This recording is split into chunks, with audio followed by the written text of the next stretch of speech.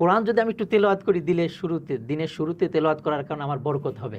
ওয়াহাযা কিতাবুন আনজালনাহু মুবারাক, আল্লাহ তাআলা এই কোরআনকে বরকতময় করে নাজিল করেছেন।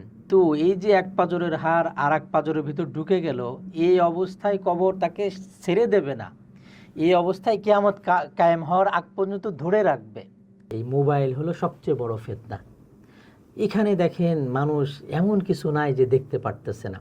এক জামানায় গুনাহ করতে অনেক কঠিন ছিল, এখন গুনাহ না করাটা হলো কঠিন। আসসালামু আলাইকুম রহমতুল্লাহ।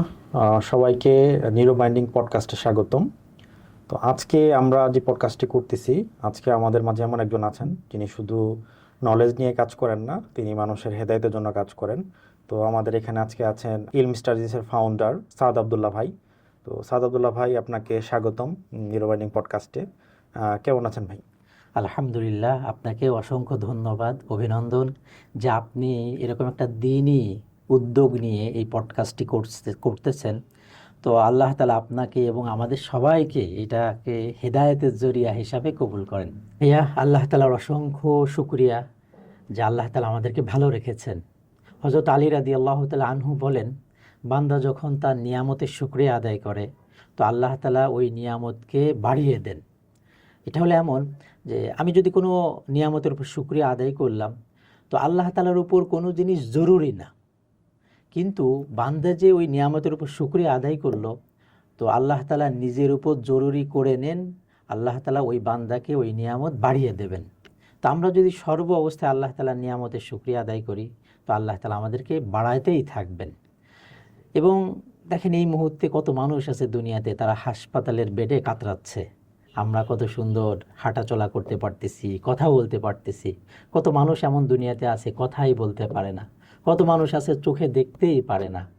তো তাদের থেকে তো আল্লাহ তাআলা আমাদেরকে অনেক নিয়ামতের ভিতর রেখেছেন, আলহামদুলিল্লাহ। ভাইয়া, তো সাদ আবদুল্লাহ ভাই, প্রথমেই আপনার কাছে জানতে চাই আপনার পড়াশোনা, আপনি কিভাবে এই দিনী লাইনে আসলেন, আপনার ব্যাকগ্রাউন্ড যদি আমাদেরকে বিস্তারিত বলতেন।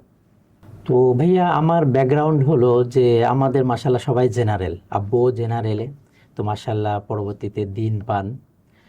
তো আমি যখন স্কুলে পড়ি, তো তখন দেখতাম যে ওই ছেলে মেয়ে সব একসাথে কথাবার্তা বলতেছে, এবং খুব অল্প, মানে ক্লাস 3-তে বা 4-এ এই অবস্থায় দেখতাম যে একজন আরেকজনের চিঠি লেখে ছেলে মেয়ে। তো এটা আমাকে খুব মর্মাহত করতো যে এত অল্প বয়স, এবং এখানে তো আল্লাহ তাআলার সম্পূর্ণ বিধিবিধান লঙ্ঘন হচ্ছে। এবং আমি মাঝে মাঝে ওই কোরআন তেলাওয়াত শুনতাম। তো কোরআন তেলাওয়াত যখন শুনতাম, তো আমার ভিতরে এত বেশি এটাকে এত আমি উত্তেজিত হয়ে যেতাম যে আমার ভিতরে যে আমি কবে এইভাবে কোরআন তেলাওয়াত করতে পারবো। তো সেখান থেকেই জার্নি শুরু, যে আমি ইনশাল্লাহ হাফেজ হব, এবং দিনের যত এলেম আছে একসাথে হাফেজ, আলেম, মৌলানা, মুফতি, মুফাসসির, মুহাদ্দিস, আল্লাহর মেহেরবানি ভাইয়া আমি এগুলো সব করেছি, এবং দেশের বাইরে থেকেও পড়াশোনা করেছি। প্রথমত তো ওই আমার বড় ভাইয়া যখন মাদ্রাসায় পড়তেন, তো দেখা যেত অনেক সময় মাদ্রাসায় ঠিকমতো পড়তো না, আব্বু মাদ্রাসায় দিয়ে আসছে, ভাইয়া চলে আসছে। তো এই অবস্থা দেখে আব্বুকে অনেকে বলতো এই কথা যে, স্যার আপনার তো 3 ছেলে, তো আপনি ঠিক আছে বড় ছেলেকে হাফেজ, মাওলানা, মুফতি বানান। তো বড় ভাইয়া তো মাদ্রাসার লাইনে দিচ্ছেন আব্বু, তো ভাইয়া পড়তে চাইতো না।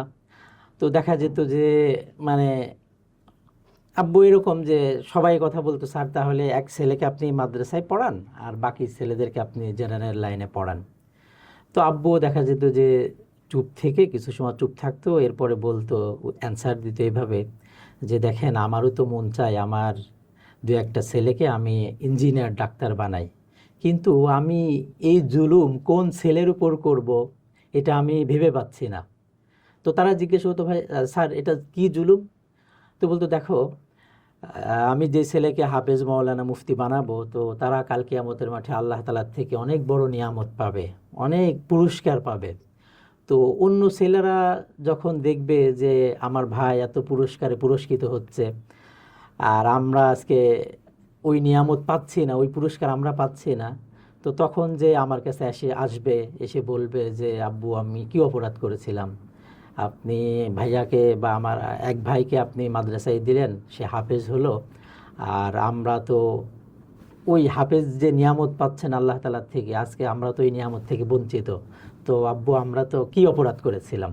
তো ডোন্ট গেট মি রং, মানে আমি এই কথা বলতে চাচ্ছি না যে সবাই হাফেজ হইতে হবে, সবাই আলেম হইতে হবে, এরকম না। দিনের সব কাজের জন্য আমাদের লাগবে, প্রত্যেক বিষয়ের জন্য লোক লাগবে, ইঞ্জিনিয়ার লাগবে, ডাক্তার লাগবে। তবে হ্যাঁ, আমরা চাচ্ছি একজন ইঞ্জিনিয়ার হোক তো সে দিনদার ইঞ্জিনিয়ার হোক, একজন ডাক্তার হোক তো সে দিনদার ডাক্তার হোক। একজন ডাক্তার যদি তার রুগীকে এই কথা বলে যে দেখেন আপনি এই ওষুধটা খাবেন ফজরের নামাজ পড়ে, এই ওষুধটা খাবেন জোহরের নামাজ পড়ে, এই ওষুধটা খাবেন ঈশার নামাজ পড়ে, তো ওইখানেও তার দিনই দাওয়াত হয়ে গেল, দিনই দাওয়াত দেওয়া হয়ে গেল। তো সাধারণত ডাক্তারদের কথা মানুষ মানে, তো রুগী সে চিন্তা করবে এটা আমাকে ফজরের নামাজ পড়ে খেতে বলছে, এটা জোহরের নামাজ পড়ে, এই ট্যাবলেটটা ঈশান নামাজ পড়ে খেতে বলছে, তাহলে আমি নামাজটা পড়ে নিই। তো ডাক্তার সাহেবেরও বড় দিনই খেদমত হয়ে গেল, দিনের দাওয়াত সে দিতে পারলো। তো এরপরে যে যখন এই কোরআন তেলাওয়াত শুনতাম, নিজের কাছে এত বেশি আফসোস হতো। বিশেষ করে আমি যখন ছোট ছিলাম আমাদের মসজিদে একজন হাফেজ সাহেব আসতেন, উনি তারাবির নামাজ পড়াইতেন। তো উনি যখন তারাবির নামাজ পড়াইতেন, তেলাওয়াত করতেন, আমার ভিতরে সবসময় আমি ওই তেলাওয়াত শুনে কাঁদতাম যে উনি পারতেছে আমি পারতেছি না, আমি যদি এরকম করতে পারতাম। ভিতরে খুব মানে তাড়া দিত। এবং এবং দেখা যেত যখন আমি স্কুলে যেতাম, ওই স্কুলের ওই পরিবেশগুলো আমার কাছে খুব খারাপ লাগতো, যে আমরা সবাই একসাথে পড়াশোনা করতেছি, এত অল্প বয়সে এক ছেলে মেয়েকে চিঠি লিখতেছে, এবং সব ইসলামের বিরোধী কথাবার্তা তারা দেখা যাচ্ছে যে ইসলাম যে জিনিসটাকে হারাম করেছে, যেটা ইসলাম রিলেশনশিপ যেটাকে বলি আমরা, প্রেম প্রীতি, এগুলা তো ইসলামে সম্পূর্ণ হারাম। তো অল্প বয়সেই এইগুলা দেখা যেত যে একে অপরের কাছে চিঠি লিখতেছে। তো আমি ভাবলাম তাহলে তো আমাকে আল্লাহকে রাজি খুশি করতে হবে। তো এই নিয়ত করে আমি আব্বুকেও বলে, আব্বুরও ইচ্ছা যে আমাদেরকে মাশাআল্লাহ দ্বীনি শিক্ষায় শিক্ষিত করবেন। তো এই নিয়ত করে আব্বু আমাদেরকে সর্বপ্রথম কাকরাইলে ভর্তি করে দেন। তো এখানে মাশাআল্লাহ আমি এবং আব্বু যখন ভর্তি করে দেন, এবং আব্বু দুইটা কথা বলেছিলেন আমাদের, আমরা দুই ভাই একসাথেই ভর্তি হই। তো আব্বু বলেছিলেন যে আব্বু তোমাদেরকে আমি ভর্তি করে দিলাম, তোমরা কিন্তু ক্লাসে ফার্স্ট হবা এবং যত দ্রুত পারো হাফেজ হয়ে যাবা। তো আব্বুর এই কথা সবসময় আমার খুব দিলে লাগতো। আব্বু বলে গেছে যে আব্বু তোমাদেরকে তো হাফেজ হতে হবে। তো আমি কোরআন তেলাওয়াত যখন শুরু করে দিলাম, তো প্রথমে তো আমি কায়দা দিয়ে শুরু করি, তো সবসময় পড়তাম, সবসময় পড়তাম। এমন হতো যখন আমি হাফেজ হচ্ছি, তো দেখা যাচ্ছে যে আমি হাফেজ মাশাআল্লাহ 1 বছর অনেক আগেই শেষ হয়ে যায়। তো দেখা যেত যে আমাদের মাদ্রাসায় লাইট বন্ধ হয়ে যেত 10:30টায়, লাইট বন্ধ হয়ে যেত। তো আমি কি করতাম যে আমার আগামীকাল আমি 5 পৃষ্ঠা সবক দেব। তো দেখা গেছে যে আমি 3 পৃষ্ঠা মুখস্থ করেছি আর এখনো 2 পৃষ্ঠা শেষ করতে পারি নাই। তো আমাদের তো আবার নিয়ম 10:30টায় লাইট বন্ধ হয়ে যায় পুরো মাদ্রাসায়, কোথাও লাইট জ্বলবে না, সবাই 10:30টার ভিতরে ঘুমিয়ে পড়তে হবে। শেষ রাত্রে তাহাজ্জুদের জন্য সবাই উঠে পড়তো 4টার সময়, 3:30টার সময়। তো আমি কি করতাম যে আমার তো কালকে 5 পৃষ্ঠা সবক শোনাইতে হবে। তো আমাদের মাদ্রাসার পাশে একটা অফিস ছিল, অফিসে ওই সারা রাত আপনার অফিসে লাইট জ্বালানো থাকতো সারা রাত। তো ওই জানালার পাশ দিয়ে সামান্য একটু আলো আসতো, আমাদের তো লাইট জ্বালানো নিষেধ ছিল। তো জানালা দিয়ে আলো আসতো, তো আমি কি করতাম, ওই কোরআন শরীফ নিয়ে আমার যে রুম, অল্প একটু জানালা খুলে সামান্য আলো আসতো, ভালো মতো দেখা যেত না। তো আমি একবারে কোরআনটা কাছে নিয়ে সারা রাত পড়তাম। এমন হয়েছে ভাইয়া যে আমি হাফেজ হওয়ার আগে একটা রাতও ঘুমাইতে পারি না ঠিক মতো, একটা রাতও না। মানে আমি এটা বিলিভ মি, মানে সবাইকে এই কথা বলতেছি যে আল্লাহর কালাম এটা যে কত বড় নিয়ামত, এটা যে চাই সেই পায়। এটা যার দিলে, সে যদি মনে করে যে এই কালামটা আমি শিখবো, এটা ধারণ করব, আল্লাহ তাআলা তার জন্য সহজ করে দেন। ওয়ালাকাদ ইয়াসসারনাল কুরআনা লিযযিকরি ফাহাল মিন মুদ্দাকির। আল্লাহ বলছেন এই কথা যে এই কোরআনকে আমি সহজ করেছি, আছে কি কেউ লেনেওয়ালা যে এই কোরআনকে হেফজ করবে, এই কোরআনের নুসরাত। মোট কথা, কেউ যদি মনে করে যে আমি এই কোরআনকে শিখবো, হাফেজ হব, যে অবস্থায় হোক। অনেক ভাই আমাদের কাছে বলেন যে হুজুর আমি তো এখন চাকরি বাকরি করি, ব্যবসা বাণিজ্য করি, আমি কিভাবে কোরআন শিখবো? তো তো আমি তাদেরকে বলি যে দেখেন, কোরআন শেখাটা একবারে ইজি, এত ইজি আল্লাহ তাআলা করে দিয়েছেন, শুধু আপনার নিয়ত লাগবে। আপনি ভিতর থেকে ওই নিয়তটা যদি করেন যে হ্যাঁ আমি শিখবো, তো আল্লাহ তাআলার সাহায্য আপনার সাথে হয়ে যাবে। এবং আমি তো মাশাআল্লাহ ভাইয়া 3 ঘন্টায় কোরআন শিক্ষা বের করেছি কোর্স। এটা মানুষ যদি ইচ্ছা করে যে আমি 3 ঘন্টা সময় দিয়ে শিখতে পারবো, তো বিলিভ মি সে 3 ঘন্টায় শিখতে পারবে, মাশাআল্লাহ। 3 ঘন্টায় শিখতে পারবে। এবং যদি কেউ মনে করে যে আমি হাফেজ হব, তো ভাইয়া আমি মনে করি যারা হাফেজ হবে আমার সাথে যদি একটু যোগাযোগ করে, আমি তাকে এমন কিছু ফর্মুলা, এমন কিছু টিপস, এমন কিছু পদ্ধতি বলে দিতে পারবো যে সে ইনশাআল্লাহ 1 বছরের ভিতর হাফেজ হয়ে যেতে পারবে। এটা কি জেনারেল এডুকেশনে যারা আছে তারাও পারবে? হ্যাঁ, জেনারেল এডুকেশনে যারা আছে তারাও পারবে ইনশাআল্লাহ, কোনো সমস্যা নেই। তো এরপরে হাফেজ হয়ে গেলাম অল্প সময়ের ভিতরেই। তারপরে তো মাশাআল্লাহ কিতাব, মানে যেটাকে আমাদের পরিভাষায় আমরা আলেম বলি, মাওলানা বলি, ওইখানে ভর্তি হয়ে গেলাম লম্বা সময় ধরে মাশাআল্লাহ। আমি যখন প্রথম 1-2 জামাতে পড়ি, তো ওই সময় দেখা গেছে যে শরীয়তের যত ফিকার, যত মাসলা মাসাইল আছে, আমি সব মাসলা মাসাইল সব পড়ে ফেলি এবং বেশিরভাগ মাসালাগুলো আমি মুখস্থ করে ফেলি। ইভেন এমনকি মানে আমি যখন এলাকাতে যেতাম, তো আমাদের এলাকাতে তো এরকম উলামায়ে কেরাম ওই সময় ছিলই না, কেউই ছিল না। তো আমি এলাকাতে যেয়ে মানুষকে এরকম মসজিদে নামাজের জন্য দাওয়াত দিতাম, মসজিদে নিয়ে আসতাম এবং তাদেরকে আমি সবাইকে যার যত প্রশ্ন, আমি ওই অল্প বয়সে, যেহেতু আমি ফিকার সমস্ত মাসলাগুলো মুখস্থ করে ফেলেছিলাম, তো আমি তাদেরকে এইভাবে মাসলা বলতাম যে ভাই নামাজ এভাবে পড়তে হয়, রোজা এইভাবে রাখতে হয়। এমনকি ভাইয়া আমি এমন এক এলাকা থেকে আসছি এলেম শেখার জন্য, আমি এখনও মানে আমার মনে আছে যে আমার দাদি, মানে আমরা ছোটোবেলায় কী করতাম, আমাদের সেই সময় বাথরুম ছিল অনেক দূরে, বাগানের ভিতরে এক কথায়।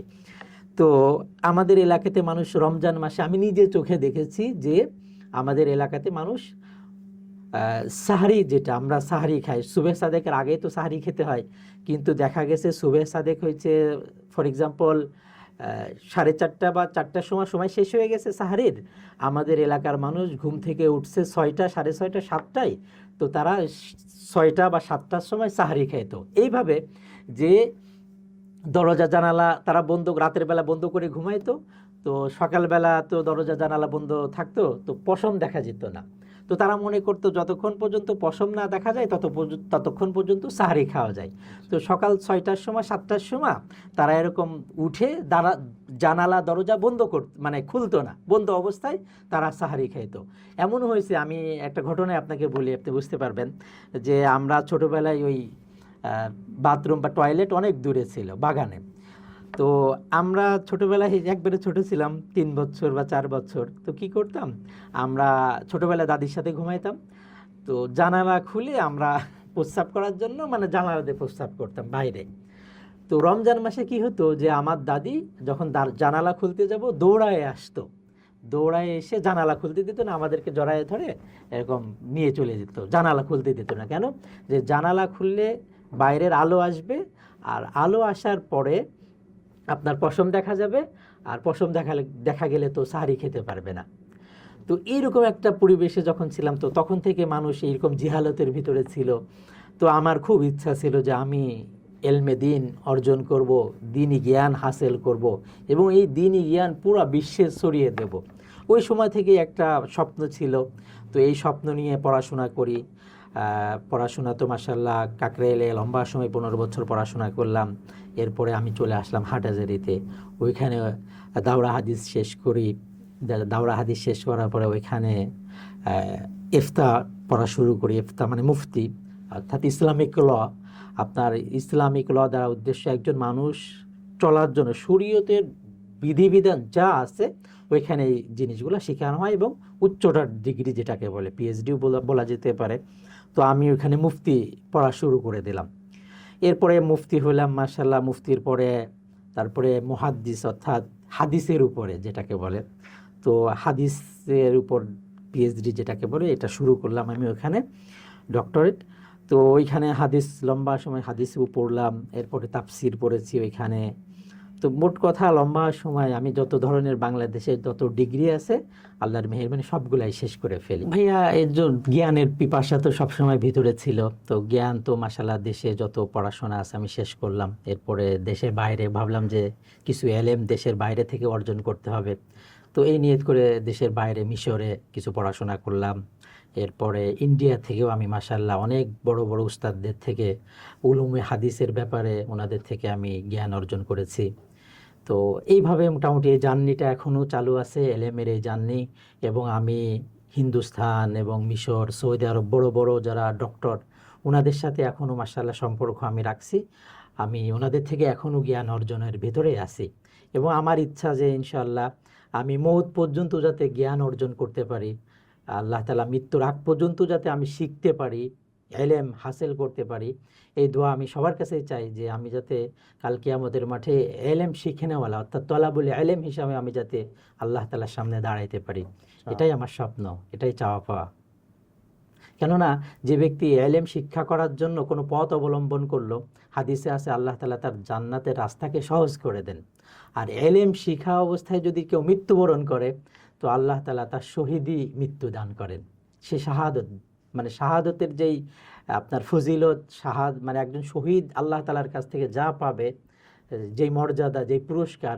তো আমিও আশা রাখি আমি এলেম শিক্ষা করতে করতে যদি আমার মৃত্যু হয়ে যায় তো আমিও আল্লাহর কাছে শাহাদতের ওই মর্যাদা, ওই পুরস্কার আল্লাহ তাআলার কাছে পাবো ইনশাআল্লাহ। এই আশা করে এই এই আশা, এই প্রত্যাশাই আমার সবসময় ভিতরে কাজ করে এবং আমি এই নিয়েতেই সবসময় এলম হাসিল করি এবং এলেমের চর্চায় সবসময় নিজেকে নিয়োজিত রাখি।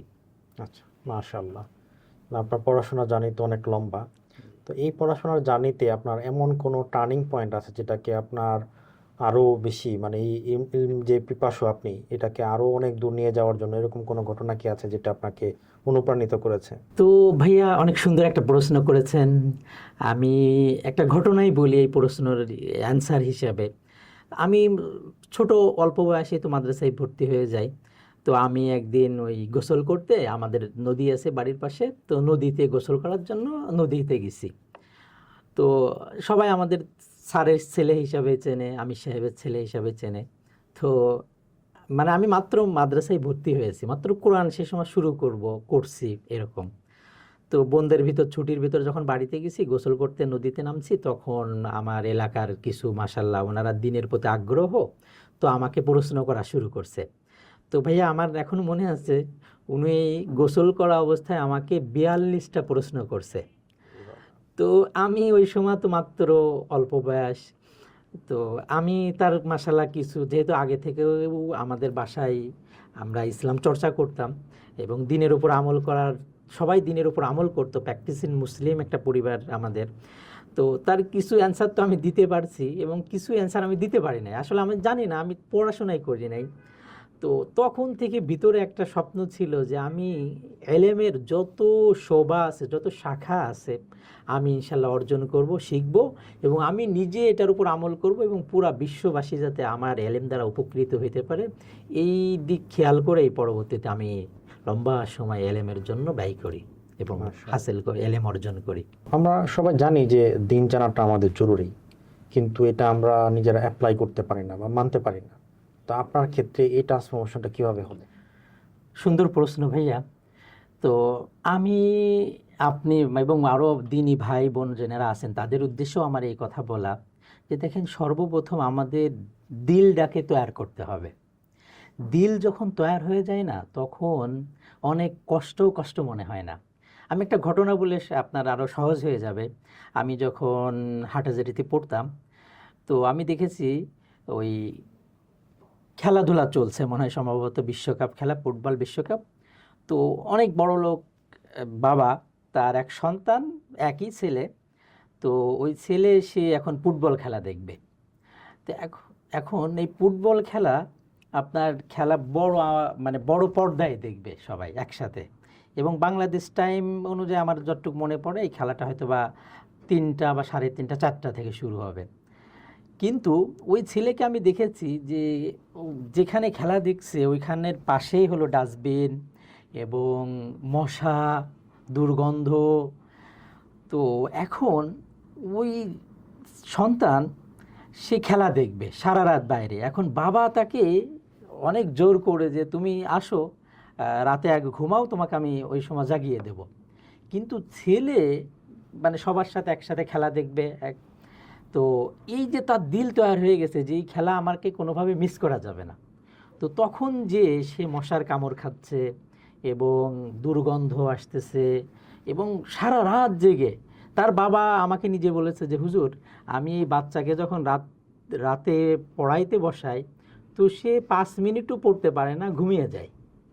হ্যাঁ, অথচ দেখেন আমি তাকে পিটাইলাম, আমি তাকে মারতেছি যে তুমি বাসায় চলে আসো, হ্যাঁ, খেলা দেখার দরকার নাই। তো সে পিটানোর পরেও এবং মাঝে মাঝে থেমে থেমে বৃষ্টি হচ্ছে, তো আমি যেটা ভাবলাম যে এক হলো বৃষ্টি, মশার কামড়, দুর্গন্ধ, সারা রাত জেগে কত কষ্ট, কিন্তু তারপরেও সে এখান থেকে ফিরতেছে না কেন? যে তার সে মজা পেয়ে গেছে ওইটার। তো কেন দিল তৈরি হয়ে গেছে। তো আমাদের প্রথমত যেটা আপনি প্রশ্ন করেছেন, আমি বলবো যে প্রথমত আমাদের দিল তৈরি করতে হবে যে না, আমাকে ইসলামটা যে আসলে এত সহজ এবং এর পুরস্কার যে এত বিশাল, এটা আমাকে প্রথমে দিলকে মানাইতে হবে।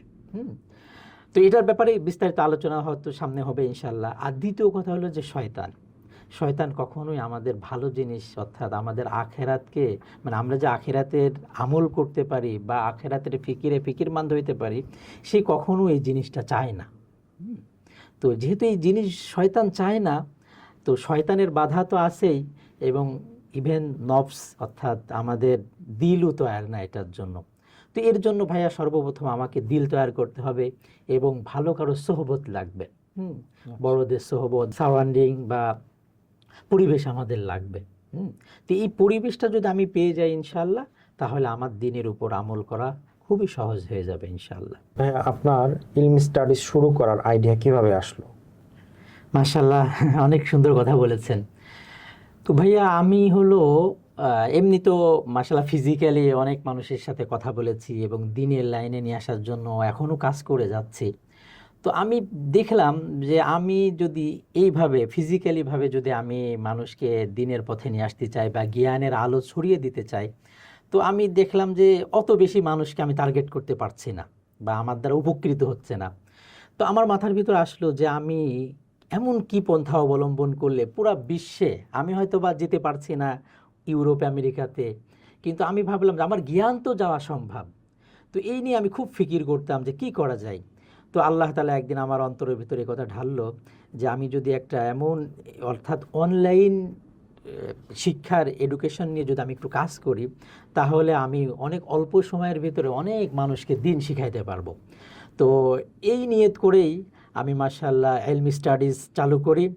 তো আলহামদুলিল্লাহ এখানে এখন বিভিন্ন দেশের ভাই বোনেরা, বিশেষ করে আমাদের প্রবাসী ভাইরা, তো তারা ওই সব দেশে থাকেন, যার ফলে ওনারা এলেম অর্থাৎ কাউকে যে একটা শরীয়তের বিষয় জিজ্ঞাসা করবে এই সুযোগ ওনাদের হয় না। এক ভাই আমাকে একদিন বলতেছিলেন ফোন দিয়ে যে হুজুর, এই ইউরোপে আসছি, ইসলামের একটা জিনিস যে কাউকে জিজ্ঞাসা করব এরকম কোনো ব্যক্তি আমি এখানে পাই নাই। তো সে কীভাবে যাই হোক আমাকে আমার নাম্বার পেয়েছে, পরে ফোন দেয়, অনেক মাসালা জিজ্ঞাসা করে। তো তখন থেকেও আমার ভিতরে একটা আগ্রহ ছিল যে না, আমি মাশাআল্লাহ সবাইকেই এইভাবে দিন শিখাবো, ইলম শিখাবো। তো এই নিয়ত করেই আমি মাশাআল্লাহ ইলমি স্টাডিজ অর্থাৎ অনলাইন ভিত্তিক এটা সম্পূর্ণ। এখানে যদি কেউ চায় যে আমি যত ধরনের ইলম শিখতে পারবো, মানে শিখতে চায়, তাদের জন্য মাশাআল্লাহ এই প্ল্যাটফর্মটা আমি করেছি। ইভেন আমরা এমন একটা কাজ করেছি, বিশ্বের মুসলমান যেসব ভাই বোনেরা আছেন বাইরের দেশে, ইসলামের যত জিনিস তাদের জানার প্রয়োজন হবে, শরীয়তের যত বিষয় মাসালা মাসাইল, তো আমাদের ওয়েবসাইটে ইলমি স্টাডিজ ওয়েবসাইটে যখন সে ঢুকবে, তো ওইখানে মাসালা মাসাইলের একটা অপশন থাকবে, তার যে ধরনের মাসলা হতে পারে সে ওইখানে প্রশ্ন আছে, তো সে সাথে সাথে অ্যান্সারটা পেয়ে যাবে। ইভেন আমরা এই প্ল্যাটফর্মটাকে ভালো মতো মানে রানিং রাখার জন্য এখানে আমরা 6 জন মুফতি সাহেবদেরকে রেখেছি।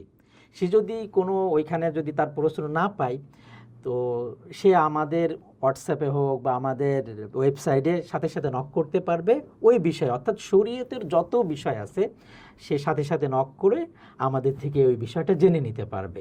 ইভেন আমরা ওইখানে কোরআন শিক্ষা এবং ওইখানে ফারাইজের এলেম অর্থাৎ মৌলিক জ্ঞান, যেটা মানে একজন মুসলমানিত্ব তার ভিতরে বজায় রাখার জন্য তার যতটুক এলেম না শিখলে নয়, মানে জরুরি।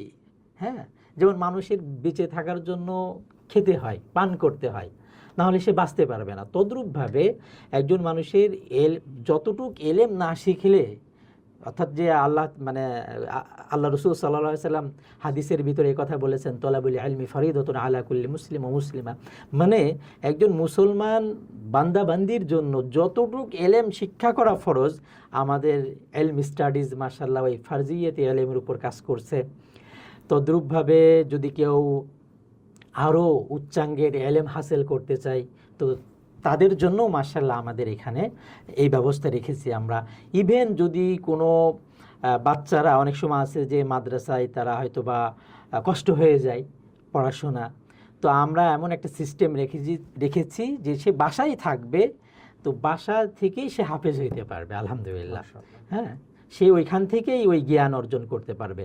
ইভেন যদি কোনো বাচ্চা বা বাচ্চি তারা যদি চায় যে আমরা ইনশাল্লাহ এখান থেকে মানে আলেম হব, তো সেই অপশনগুলো আমরা সামনে ইনশাল্লাহ নিয়ে আসতেছি, শর্ট টাইমের ভেতরে ইনশাল্লাহ চালু হবে।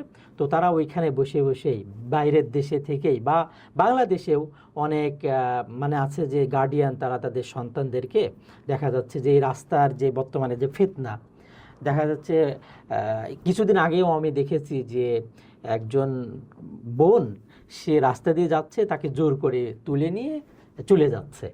তো রাস্তাঘাটেও তো এখন ফিতনা থেকে খালি না, এবং রাস্তাঘাটও অনেক সময় মানে নিরাপত্তা না এক কথায়। তো তারা যদি চায় যে আমরা ঘরে বসে এলেম শিখবো ইনশাআল্লাহ, তো আমরা সেই ব্যবস্থাও রেখেছি আলহামদুলিল্লাহ, তারা ঘরে বসেও এলেম শিখতে পারবে।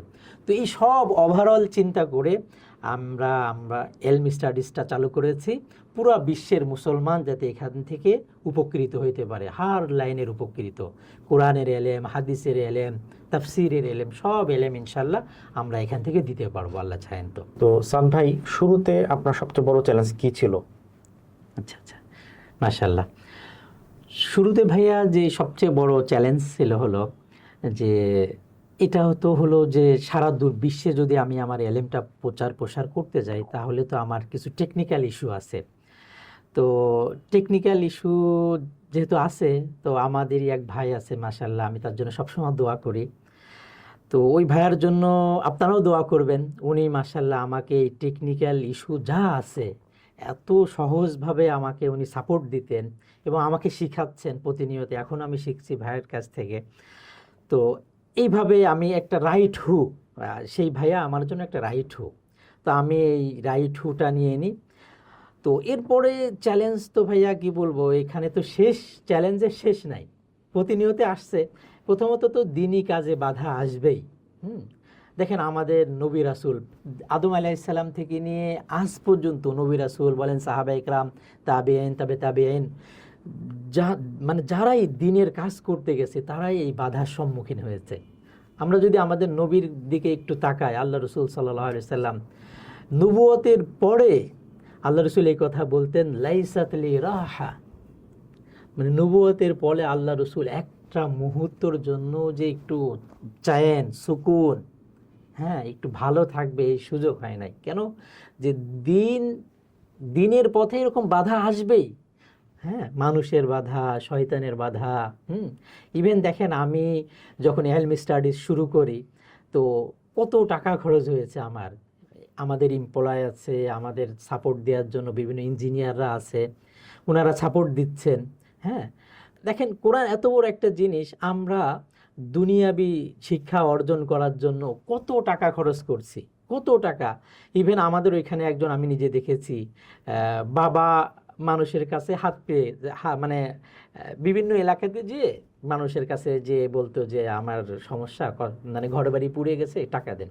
আসলে তার সমস্যা, গরিব মানুষ। তো দেখলাম তার ছেলে হলো বুয়েটে চান্স পাইছে, অথচ সে কিন্তু মানুষের কাছ থেকে চেয়ে খাই।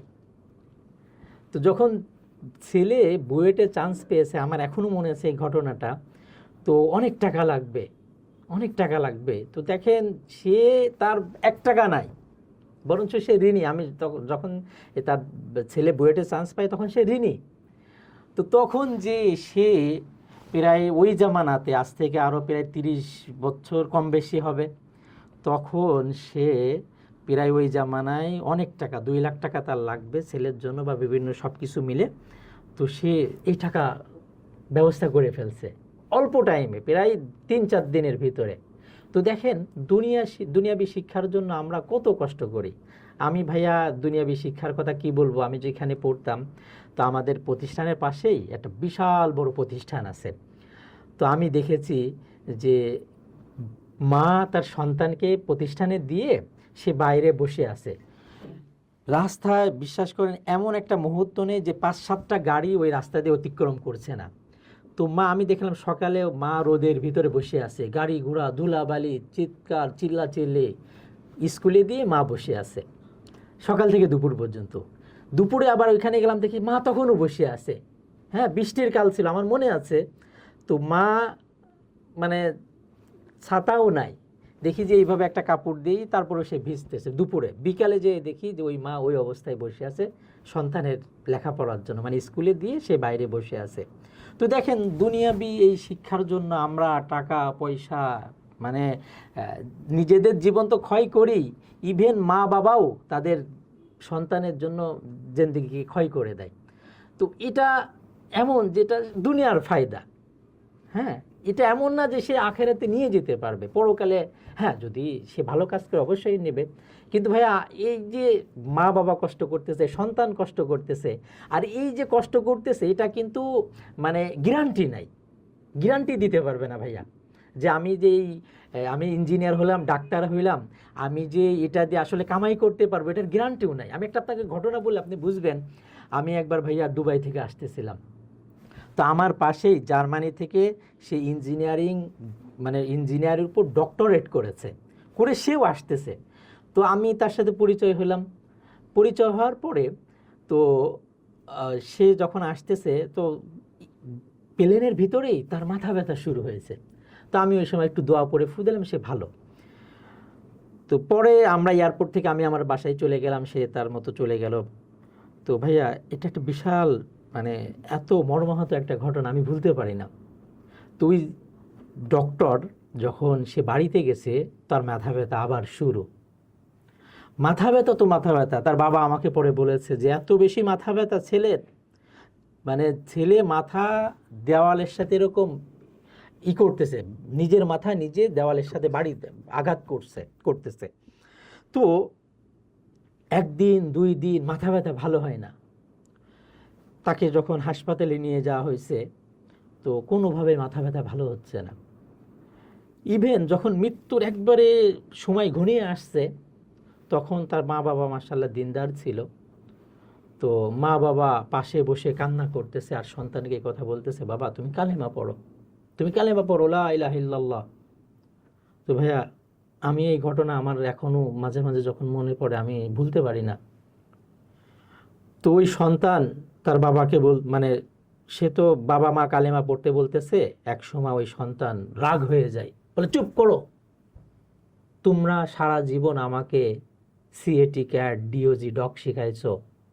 হ্যাঁ, মানে সে মৃত্যুর সময় সিএটি ক্যাট ডিওজি ডগ এগুলা বলতেছে কালেমার পরিবর্তে।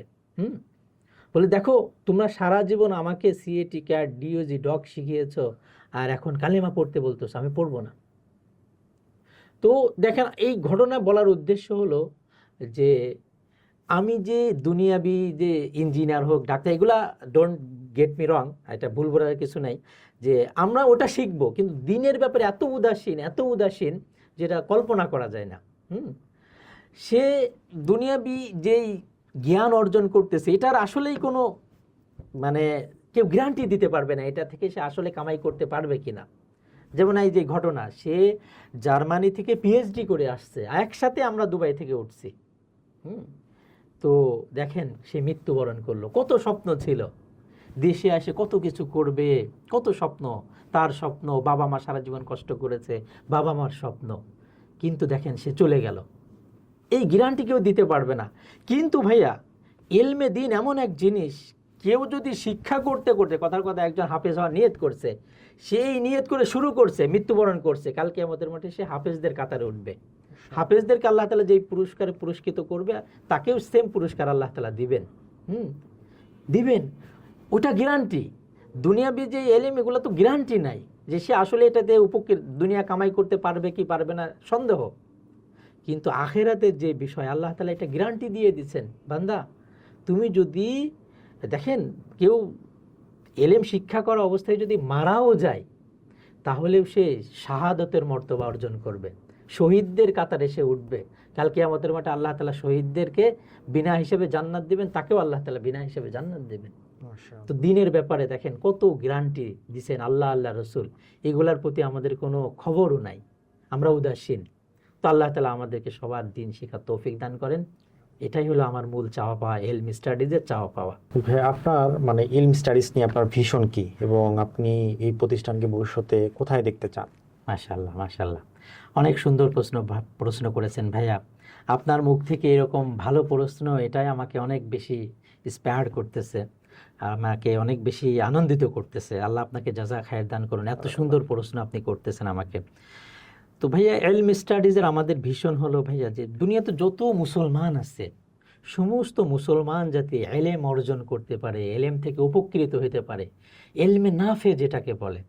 এলেম তো ভাইয়া মানে বিশ্বাস করেন, বাবা মা সন্তানকে কতটুক দিতে পারে, হয়তো বা 100 কোটি টাকা দিয়ে মারা যেতে পারে, কিন্তু এলম আপনাকে মানে বাবা মা 100 কোটি টাকা দিতে পারে, কিন্তু ওই সন্তানকে আজকে যে বিপদ থেকে রক্ষা করবে, অর্থাৎ গাড়ি ঘোড়া বা বিভিন্ন আপদ বিপদ আছে, এই আপদ বিপদ থেকে রক্ষা করবে, এই জ্ঞান কিন্তু কোথাও দিতে পারবে না, এই সিকিউরিটি বাবা মাও দিতে পারবে না। তো দেখেন আল্লাহ, আল্লাহ রসুল দিয়েছেন। অর্থাৎ যদি কেউ এই দোয়া পড়ে, আল্লাহুম্মা আনতা রাব্বি লা ইলাহা ইল্লা আনতা আলাইকা তাওয়াক্কালতু ওয়া আনতা রাব্বুল আরশিল কারীম মা শা আল্লাহু কানা ওয়া মা লাম ইয়াশা ইলা আখির, তো এই দোয়া পড়লে সকাল থেকে সন্ধ্যা আল্লাহ তাআলা তাকে হেফাজত করবেন। তো আমার ইচ্ছা ইলমি স্টাডিজ পুরো বিশ্বের মানুষ যাতে এই যে মাসনুন যে দোয়াগুলো আছে, জরুরি যে এলেমগুলো আছে, এখান থেকে অর্জন করতে পারে। এবং আমাদের সর্বশেষ গোল হলো যে ইলমি স্টাডিজটা একটা মানে অনলাইন ইউনিভার্সিটি করা, যাতে সারা দুনিয়ার মুসলমান এবং মুসলমানের সন্তানরা উপকৃত হতে পারে। আল্লাহ তাআলা আমাদের সেই তৌফিক দান করুন। আল্লাহ চাইলে সব সম্ভব, আমাদের কাজ হলো নিয়ত করা, চেষ্টা করা, আর বাকি আল্লাহ তাআলা আমাদের নিয়ত অনুযায়ী আমাদেরকে দান করবেন ইনশাআল্লাহ। আচ্ছা ভাই, আপনি কি মনে করেন আজকের যুগে মানুষের মাইন্ড এবং দিনের মধ্যে একটা কনফ্লিক্ট তৈরি হয়েছে? তো ভাইয়া আসলে বিষয়টা আমাদের মানে আমরা মনে করছি অনেক কঠিন জিনিস দিনটা, এনামটা অনেক কঠিন মনে হচ্ছে আমাদের কাছে, বা শয়তান আমাদের ল্যাগ দেখায়। তো এই কারণে আমাদের কাছে অনেক কঠিন মনে হচ্ছে। তো আসলে ভাইয়া দিনটা খুবই ইজি, খুবই সহজ, খুবই সহজ, এত সহজ যেটা কল্পনা করতে পারবে না মানুষ। দিন তো এমন, সে যদি দিন শেখে বা দিনের উপর আমল করে, তার দুনিয়াও ফায়দা, আখেরাতেও ফায়দা।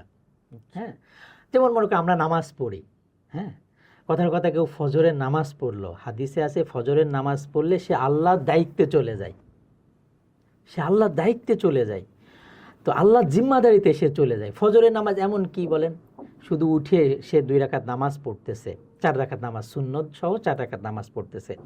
তো ফজরের এই 4 রাকাত যে নামাজ সে পড়লো, তার তো দুনিয়াবি কত ফায়দা।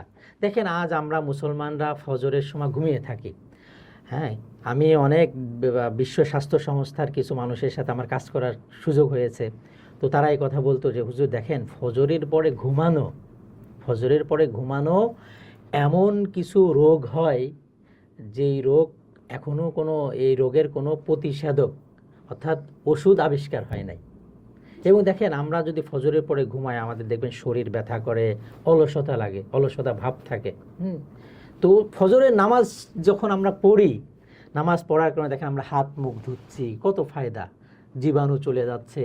যখন আমি কিছুদিন আগে আমি একটা সায়েন্টিফিক নামাজ বই পড়লাম, তো ওই বইতে দেখলাম যে বান্দা যখন সাজদা দেয়, এই সেজদা দেওয়ার কারণে তার রক্ত সঞ্চালন বেড়ে যায় মাথার।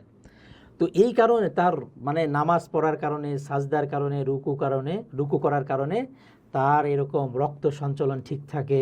যাদের উচ্চ রক্তচাপ আছে তাদের উচ্চ রক্তচাপ নিয়ন্ত্রণে চলে আসে।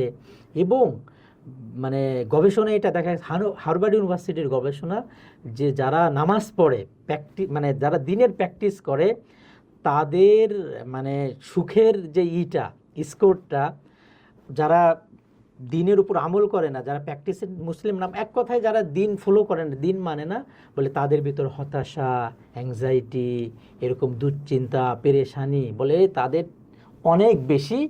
কিন্তু যারা নামাজ পড়ে তাদের এই পেরেশানি, মুসিবত এবং তাদের মাইন্ড সবসময় ভালো থাকে, ফ্রেশ থাকে।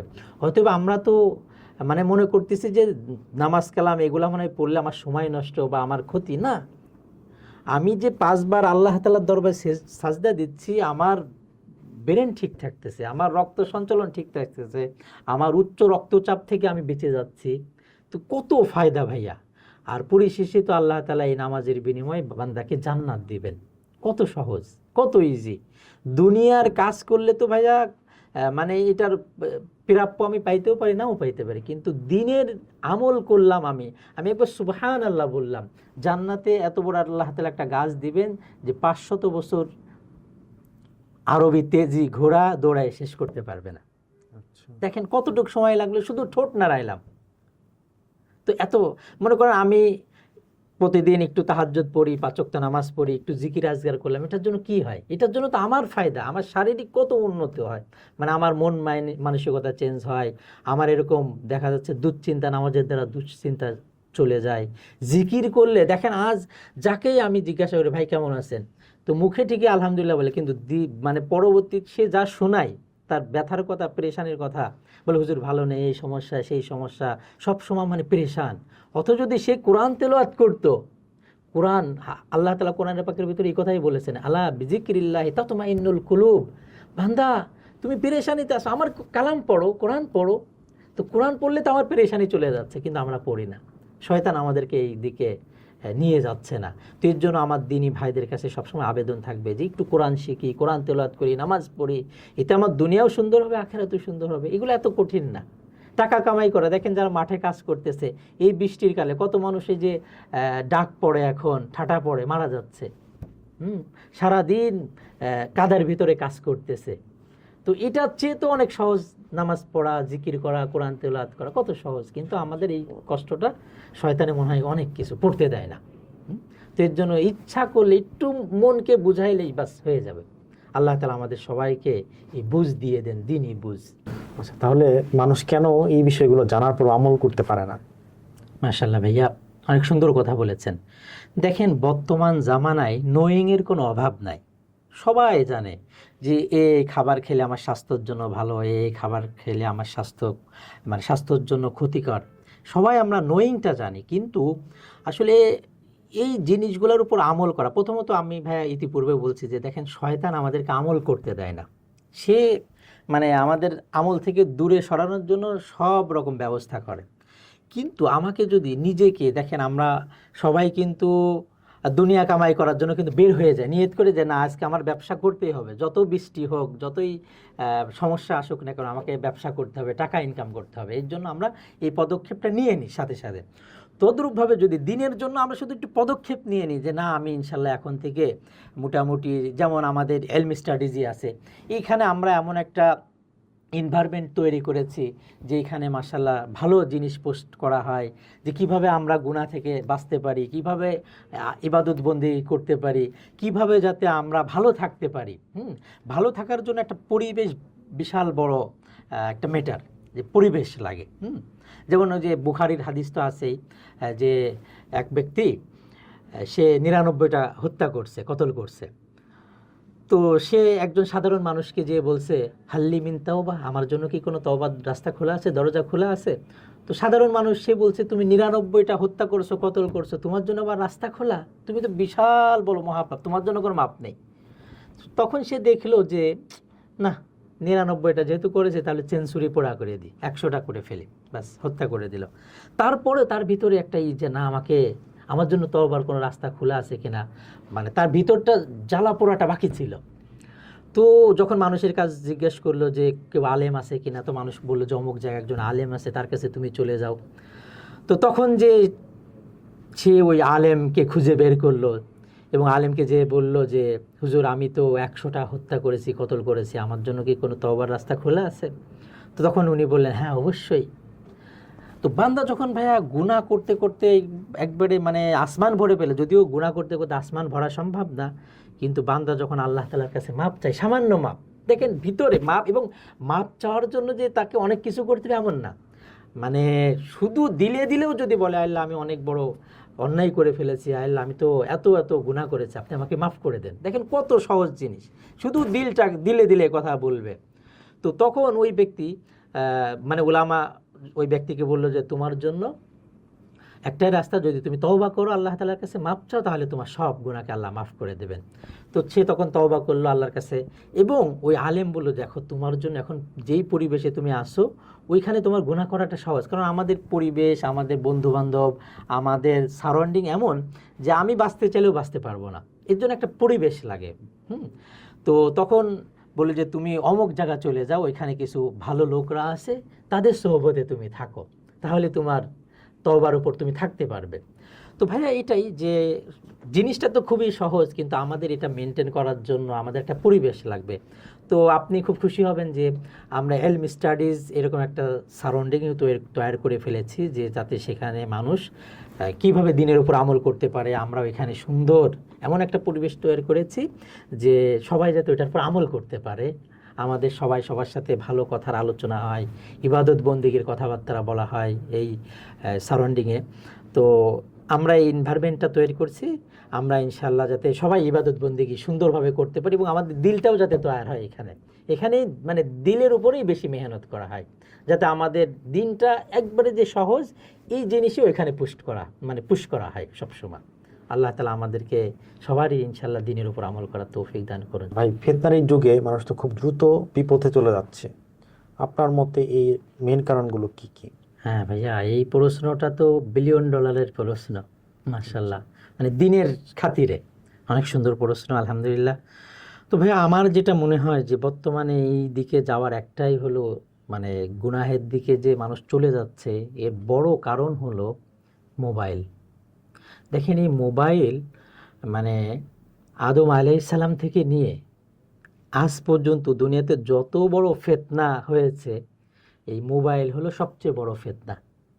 এখানে দেখেন মানুষ এমন কিছু নাই যে দেখতে পারতেছে না। এক জামানায় গুনাহ করতে অনেক কঠিন ছিল, এখন গুনাহ না করাটা হলো কঠিন। ফর এক্সাম্পল, আজ থেকে 30 বছর 40 বছর আগে যদি মানুষ একটা মুভি দেখতে যেত, তাহলে তাকে অনেক কষ্ট করে যেতে হতো সেই হলে। কত কষ্ট যেতে হবে, হ্যাঁ, রাস্তা মানে অনুকূল কিনা বা রাস্তাঘাট ঠিক আছে কিনা, আবার মানে আমি তো জানি না, তবে বুঝতে পারছেন যে এক সময় অনেক কঠিন ছিল। কিন্তু বর্তমানে আপনি দেখেন মোবাইলে কি নাই দুনিয়ার, হ্যাঁ। এবং মোবাইলে দেখেন আমি যেটা বুঝছি যে যে যে লাইন যে বিষয়গুলো সে চায়, মোবাইলের ফেসবুকের অ্যালগোরিদম বা মোবাইলের যে অ্যালগোরিদমটা হলো যে যে যেই জিনিসে ভালোবাসে ওই জিনিস তার বেশি আসে, দেখেন। এবং মানে সে জাস্ট 2 মিনিটের জন্য ঢুকতেছে এখানে, কখন যে 2 ঘন্টা হয়ে গেছে কল্পনাই করা যায় না। আমাদের এক ভাই ছিল, তো মানে মোবাইলে দেখা যায় বর্তমানে যে সে কতটুক সময় কোন কোন জিনিসে ছিল। তো আমি তার একদিন দেখলাম যে তার 24 ঘন্টায় সে মোবাইলের ভিতরে 18 ঘন্টা, চিন্তা করেন 18 ঘন্টা সে মোবাইলের ভিতরে। এবং এটা আমাদের মানে কত দামি যে সময় নিয়ে নিচ্ছে, এটা কেউ কল্পনাও করতে পারছি না আমরা। আজ মুসলমানের এত দামি সময় সে দেখা যাচ্ছে মোবাইলের পেছনে ব্যয় করতেছে। তার এই দামি সময়টা মোবাইল কোম্পানি কিনে আর একজনের কাছে বিক্রি করতেছে, সে তো বুঝতেছে না। এবং কত গুনাহের আসবাব এখানে দেখেন। এই যে আমরা মানে অনেক সময় কিছু আমরা আছি যে বাস্তবে কোনো মেয়ের দিকে হয়তো আমরা দেখি না বা তাকাই না ফিজিক্যালি, কিন্তু মোবাইলের ভিতর দেখেন, এটা এমন না যে বাইরের পরিবেশে সরাসরি কোনো বেগানা নারীকে দেখা হারাম আর মোবাইলের ভিতর দেখা যায়, এরকম কিছু না ভাইয়া, মোবাইলের ভিতর দেখাটা হারাম। তো আমি মনে করি যে সবচেয়ে বড় প্রবলেম হলো বর্তমানে এই মোবাইল। এখানে এরকম শর্ট রিলস যেগুলো আছে এইগুলা, তারপর এখানে আপনি যা মন চান সব দেখতে পাচ্ছেন। এবং দেখেন আমাদের সারাউন্ডিংও সেম। হুম এবং এই দোকানগুলোতে দেখবেন যে দেখা যাচ্ছে চার দোকান, কিন্তু কত কি কথাবার্তা হচ্ছে এখানে, সব মানে ইসলামের বিপরীত কথাবার্তাই, হ্যাঁ, গীবত শেখায়। হ্যাঁ, এবং আপনি চা খেতে যাবেন, চা পান করতে যাবেন, দেখবেন যে ওইখানে টিভি জুড়ে দিছে, টিভি দেখতে হচ্ছে। হুম তো এই আমাদের সারাউন্ডিং, মোবাইল, এইগুলাই দিনের পথে সবচেয়ে বড় বাধা বর্তমানে। তো আল্লাহ তাআলা আমাদেরকে এই থেকে, এই ফিতনা থেকে বাঁচিয়ে দেন। তো ইলমি স্টাডিজ, যাতে আমরা এই বড় মানে এই সব ফিতনা থেকে বেঁচে যেতে পারি, এগুলো নিয়ে কাজ করতেছে আলহামদুলিল্লাহ। তো সাদ ভাই, অনেকেই হেদায়েত প্রাপ্ত হয়, তারা হয়তো ইসলাম প্র্যাকটিস করে, আবার দেখা যায় তারা বিপথে চলে যায়। তো এরকম যারা আছে, তারা যদি আবার শুরু করতে চায়, তাহলে তারা কিভাবে শুরু করতে পারে? ও, মাশাআল্লাহ ভাইয়া, আপনি মানে এই প্রশ্নটা তো যুগ উপযোগী প্রশ্ন, এবং আমি মনে করি যে মানে যুগের সেরা প্রশ্ন এটা। দেখেন, আমি আমার জীবনের অভিজ্ঞতা থেকেই বলি, অনেক ভাইদেরকে আমি এমনভাবে তাদের উপর মেহনত করে অনেক দিনের পর দিন, মাসের পর মাস মেহনত করেছি। তো দেখা যাচ্ছে যে অনেক যুবক ভাইদেরকে আমি দিনের পথে নিয়ে আসার জন্য অনেক মেহনত, অনেক মানে এমনও হয়েছে যে তাকে আমি কথা বলা শুরু করছি আখেরাতের কথা, দিনের কথা, ঘন্টার পর ঘন্টা। তো হয় কি, আখেরাত তো ভাইয়া এমন জিনিস, এটা তো আসবেই আমাদের সামনে। হুম যেমন হাদিসে পাকের ভিতর আছে যে যখন বৎকার তাকে কবরে রাখা হবে, তো কবর এত জোরে চাপ দেবে, এক পাঁজরের হাড়টি আর এক পাঁজরের ভিতর ঢুকে যাবে, আমরা তো এতটুকু জানি। কিন্তু এই যে এক পাঁজরের হাড় আর এক পাঁজরের ভিতর ঢুকে গেল, এই অবস্থায় কবর তাকে ছেড়ে দেবে না, এই অবস্থায় কিয়ামত কায়েম হওয়ার আগ পর্যন্ত ধরে রাখবে। তাহলে আপনি একটু চিন্তা করেন, আমি নিঃশ্বাসও তো নিতে পারবো না। কি পরিমাণ কষ্ট! আমার একবার মনে আছে যে একবার ওই ঈদের দিনে আমার এক পরিচিত ভাই, তো উনি ওই ঈদের দিনে বন্ধুর সাথে কোলাকুলি করতে গেছে।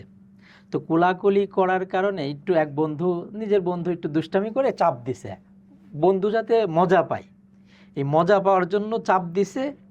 তো আমার ওই ভাই সে বলতেছে যে ভাই, বন্ধু একটু আমি মজা পাই এর জন্য চাপ দিছে, এই চাপটা দেখা গেছে ওই সময় এরকম বুঝে আসে নাই, তো বিকালের দিক ব্যথা শুরু হয়ে গেছে, এমন ব্যথা। সে আমাকে বলছে, হুজুর রাত যখন হয়েছে এমন ব্যথা শুরু হয়েছে, আমি নিঃশ্বাস নিতে পারছি না। তো উনি বলতেছে, আমার এই ব্যথাতে পরে আমি পুরা 2 দিন অজ্ঞান অবস্থায় ছিলাম।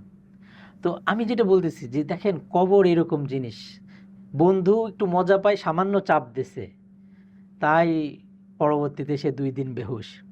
কিন্তু কবর যে চাপ দেবে আমাকে আপনাকে, চাপ দেওয়া অবস্থায় আগুন জ্বলবে, সাপ কাটবে।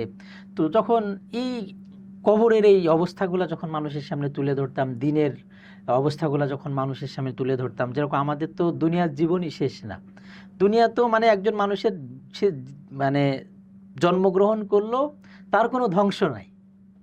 আমরা এই আসমান দেখতেছি, আল্লাহ তাআলা আসমানের ব্যাপারে বলছেন এই কথা, ইদাস সামাউন ফাতারাত ওয়া ইদাল কাওয়াকিবু তাসারাত।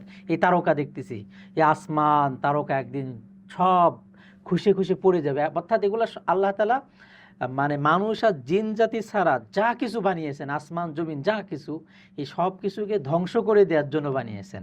আর আল্লাহ তাআলা মানুষ আর জিন জাতিকে বানিয়েছেন চিরকাল বাকি রাখবেন, মানুষের কোনো ধ্বংস নাই।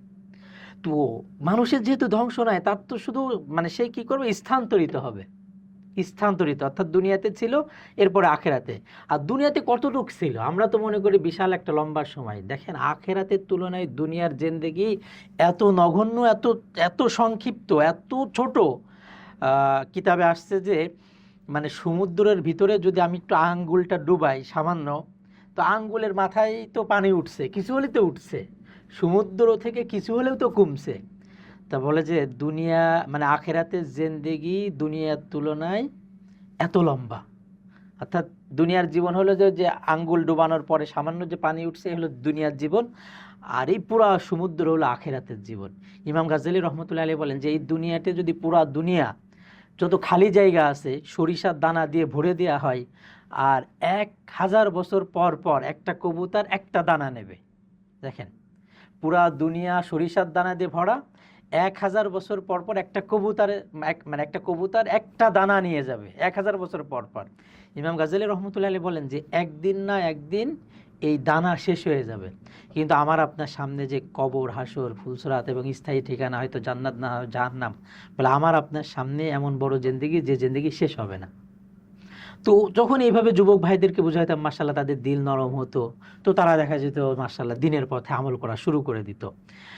দেখা যেত যে আমি আবার পড়াশোনার জন্য চলে গেছি, দেশে হোক বাইরে, তো পরে খবর নিয়ে দেখি যে আবার ওই সারাউন্ডিংয়ের কারণে, পরিবেশের কারণে সে আবার আস্তে আস্তে, হ্যাঁ, ওই যে আছে না যে মানে আমাদের এক স্যার খুব সুন্দর করে বলে যে আপনি যেই 5 জনের সাথে চলবেন, যাদের সাথে উঠা বসা করবেন, আপনি 6ষ্ঠ জন আপনি হবেন। মানে স্যার সুন্দর করে বলে যে আপনি 5 জন বিবাহিত লোকজনের সাথে চলাফেরা করলে 6ষ্ঠ নাম্বার বিবাহিত আপনি হবেন।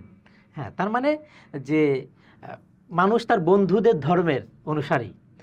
তো তদ্রূপভাবে এই যে আবার তারা পরিবেশ না পাওয়ার কারণে দেখা যাচ্ছে আবার বিপথে চলে গেছে, তখন আমি আবার দেখা গেছে আবার তাদের উপর মেহনত করে করে আবার দিনের পথে নিয়ে আসছি। তো সবচেয়ে বড় বিষয় ভাইয়া যে আমাদের দিনের পথে চলার জন্য একটা পরিবেশ লাগে। পরিবেশ না পেলে দেখা যাচ্ছে দিনের উপর থাকা খুবই কঠিন, সম্ভব হয় না। তো এর জন্য ভাইয়া আমি তো মাশাআল্লাহ আমি নিজেকে খুব প্রাউড ফিল করি, সেটা হলো যে আমরা ইলম স্টাডিজ এই জিনিসটাই করছি, যে একটা প্র্যাকটিসিং মুসলিম কমিউনিটি আমরা তৈরি করছি, যাতে এখানে মাশাআল্লাহ সবাই ইসলাম প্র্যাকটিস করে। আলহামদুলিল্লাহ আমি আমার পুরো সকাল থেকে সন্ধ্যা, সন্ধ্যা থেকে সকাল কিভাবে কাটাবো, এখানে আমরা সবাই মানে এই গাইডলাইনটা দেওয়া আছে। আমি সকালে উঠছি, তাহলে আমি নামাজ পড়ি, নামাজ পড়ার পরে যদি আমি একটু কোরআন পড়ি, এক তো আছে যে ফজরের নামাজ যে পড়ে সে আল্লাহর জিম্মায় চলে যায়। আর এক হাদিসে আছে আল্লাহ তাআলা হাদিসে কুদসির ভিতরে বলেন, এ ইবনে আদম, এ বনি আদম, তুমি যদি দিনের শুরুতে 4 রাকাত নামাজ অর্থাৎ 2 রাকাত নামাজ পড়ো, তাহলে আমি সারা দিন তোমার জন্য যথেষ্ট। অর্থাৎ ইশরাকের নামাজ, ফজরের পরে মনে করেন সূর্যোদয়ের কিছু সময় পরে, ধরেন যে 15-20 মিনিট পরেই এই নামাজ পড়তে পারি আমরা, ইশরাকের নামাজ। তো 2 রাকাত নামাজ পড়লে আল্লাহ তাআলা সারা দিনের যাবতীয় জরুরতকে পুরা করে দেন। তো 2 রাকাত কি খুব বেশি বলেন? মানুষ সারা দিন মাঠে কাজ করে, সারা দিন কলকারখানাতে চাকরি করে, কত কষ্ট করে, সেই তুলনায় যদি আমি 2 রাকাত পড়ে দিতে পারি, আল্লাহ তাআলা সারা দিনের জরুরত আমাকে পুরা করে দেবে। আর 2 রাকাত পড়লে তো একটা ওমরা হজের সওয়াব আমি পাবো। তো এই যে এইখানে এই ভালো জিনিসগুলোর চর্চা হয়, এলেমের চর্চা করা হয়। আমার একটা সমস্যা হয়ে গেছে, তাহলে আমি এই সমাধান ইলম স্টাডিজে যদি আপনি নক করা হয়, তো সাথে সাথে এটা আমি জেনে যেতে পারবো। তো মোট কথা আমরা এই কমিউনিটিটা বিল্ড করছি, একটা পরিবেশ তৈরি করছি আলহামদুলিল্লাহ, এখানে আমরা যাতে কীভাবে ভালো থাকতে পারি। আপনি ভাইয়া, আমি নিজেকে আসলে এটা গর্ব না, আমি নিজেই যেটা আমি করতেছি একটা ভালো পরিবেশে থাকার জন্য মোটামুটি আমার প্রায় 7-8 হাজার টাকা মাসে খরচ হয়, আমি খরচ করি। কেন? যে আমি যাতে একটা ভালো পরিবেশে থাকতে পারি, আমি এখনও এটা করি। কেন? যে দেখেন, আমি যদি আজ এই লার্নিং নেওয়া বন্ধ করে দিই, তাহলে আমি যে অবস্থানে আছি এই অবস্থান ধরে রাখতে পারবো না। আমি লার্নিং নেওয়া বন্ধ করলে তার মানে আমি পিছাইলাম। মানুষ এক জায়গা থাকতে পারে না, হয় সে আগাবে নাই পিছাবে। যদি আমি লার্নিং না নিই, দিনই লার্নিং এবং যা আছে অন্যান্য লার্নিং, তাহলে আমি প্রতিদিন পিছাইতে থাকবো, এমন একটা অবস্থা হবে এক সময় যে আমি মানে আমার অস্তিত্বই থাকবে না। এর জন্য আমাদের সবসময় লার্নিং মোডে থাকতে হবে, দিনই লার্নিং এবং অন্য বিষয়গুলো আছে, তাহলে আমার ইনশাল্লাহ প্রতিদিন তারাক্কি হবে। তো আমরা ইলম স্টাডিজ এই তারাক্কির জন্যই সবসময় মোটামুটি কাজ করি। আচ্ছা, আমার ব্যক্তিগত উপলব্ধি হচ্ছে যে আসলে আমরা ইসলাম থেকে পিছিয়ে যাওয়ার একটা মূল কারণ হচ্ছে আমাদের জ্ঞানের অভাব। আমরা আসলে ইসলামিক জ্ঞানটা ওইভাবে নেই না, দেখি হচ্ছে আমরা ইসলাম থেকে পিছিয়ে আসছি। আর একটা বিষয় হচ্ছে যে আমি সবসময় যেটা ফিল করি যে আমি দুনিয়াতে যাই হই না কেন, কোটিপতি হই বা যাই হই না কেন, এটা হই বা না হই এটার কোনো নিশ্চয়তা নাই, এটা কোনো গ্যারান্টি নাই, কিন্তু আমাকে আল্লাহর সামনে দাঁড়াইতে হবে এটা নিশ্চিত। তাহলে যেটা আমার জন্য একদম সুনিশ্চিত ওইটাকে আগে ঠিক রাখতে হবে, তারপর হচ্ছে বাকি সব। মাশাআল্লাহ। তো ধন্যবাদ ভাই আপনাকে, আপনি অনেক সুন্দরভাবে বিষয়টা বুঝিয়ে দিয়েছেন। তো ভাই, একজন জেনারেল স্টুডেন্ট সে যদি দিন শিখতে চায়, তার প্রথম স্টেপ কি হওয়া উচিত? মাশাআল্লাহ, অনেক সুন্দর প্রশ্ন।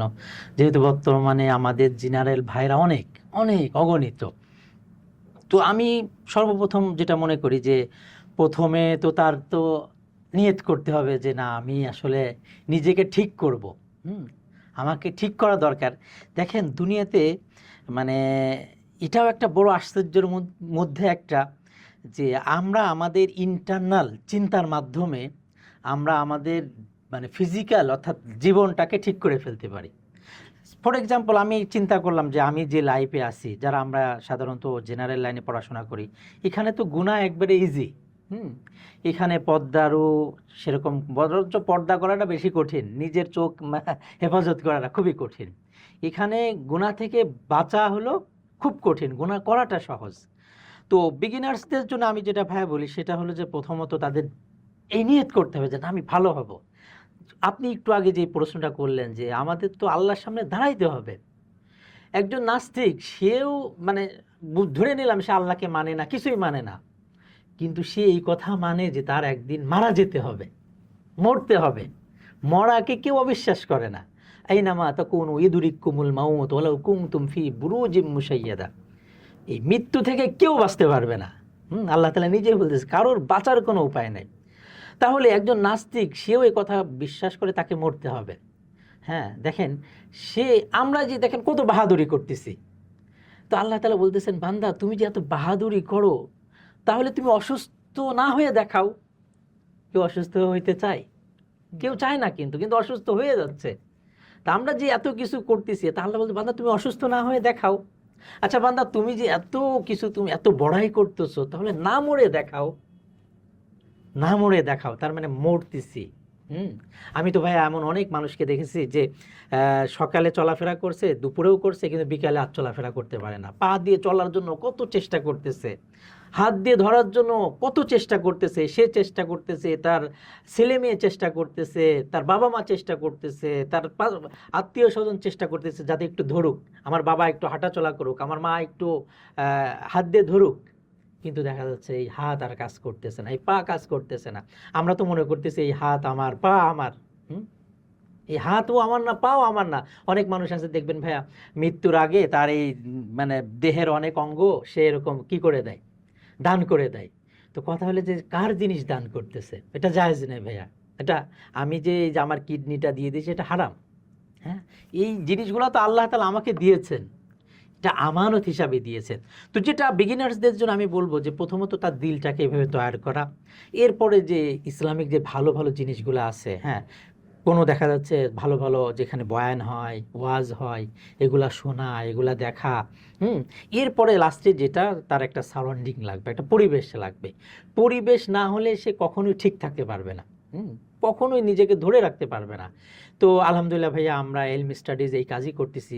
বিশেষ করে কোরআন, দেখেন কোরআনের একটা মজেজা হলো এটা যে কোরআন যখন একটা মানুষের অন্তরে আসবে, যেমন কোরআন আল্লাহ তাআলা কোরআনের ব্যাপারে বলছেন হুদাল্লিন নাস, মানুষের জন্য হেদায়েত স্বরূপ এই কোরআনকে পাঠিয়েছেন। আমাদের একজন বড় ডক্টর ছিলেন, উনি বলতেন কথা যে দেখো তোমরা যখন কোরআন তেলাওয়াত করো তো আল্লাহ তাআলার কাছে এই কথা দোয়া করো দিলে দিলে যে আল্লাহ এই কোরআন তো হেদায়েত, হেদায়েত স্বরূপ আপনি পাঠিয়েছেন। তো আমার অংশে যে হেদায়েতটা আছে আপনি আমার হেদায়েতটা আমাকে দিয়ে দেন। এই কোরআনটা হেদায়েত।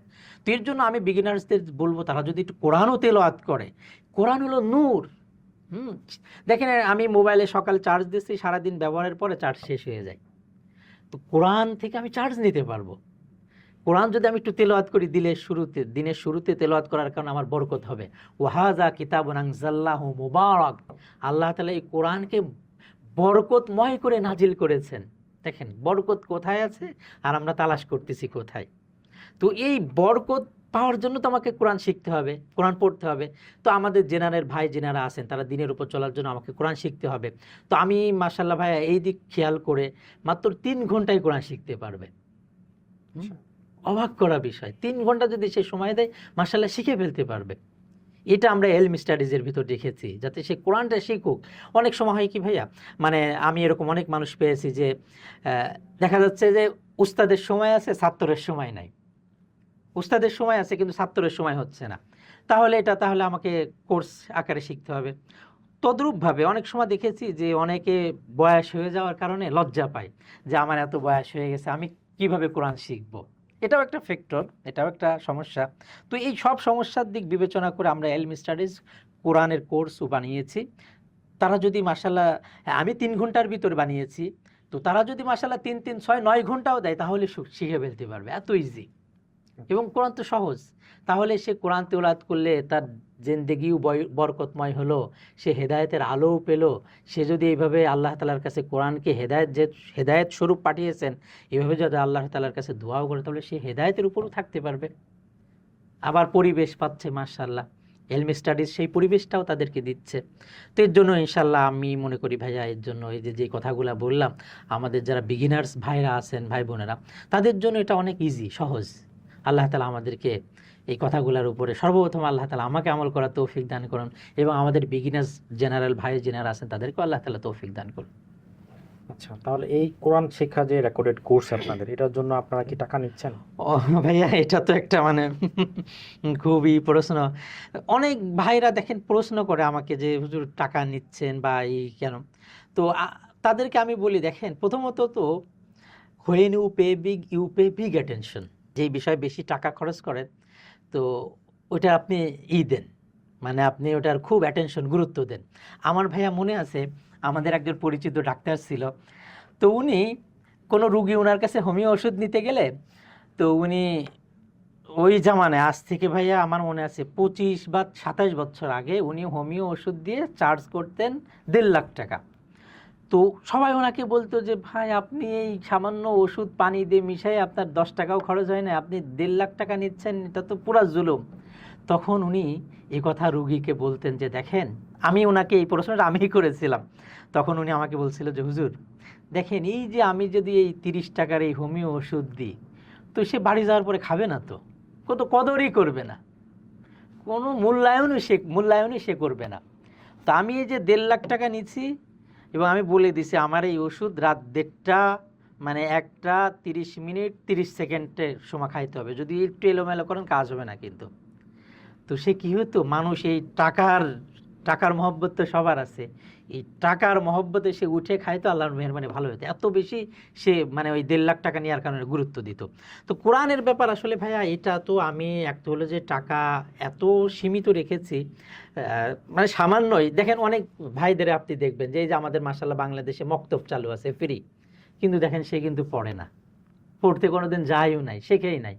ফ্রি জিনিস তো ওইখানেও দিয়েছিল, মূল্যায়ন আমরা করি না, ফ্রি জিনিসের মূল্যায়ন করি না। তো এর জন্য আমি সামান্য কিছুই রেখেছি, যাতে একটু তার দরদ হয়।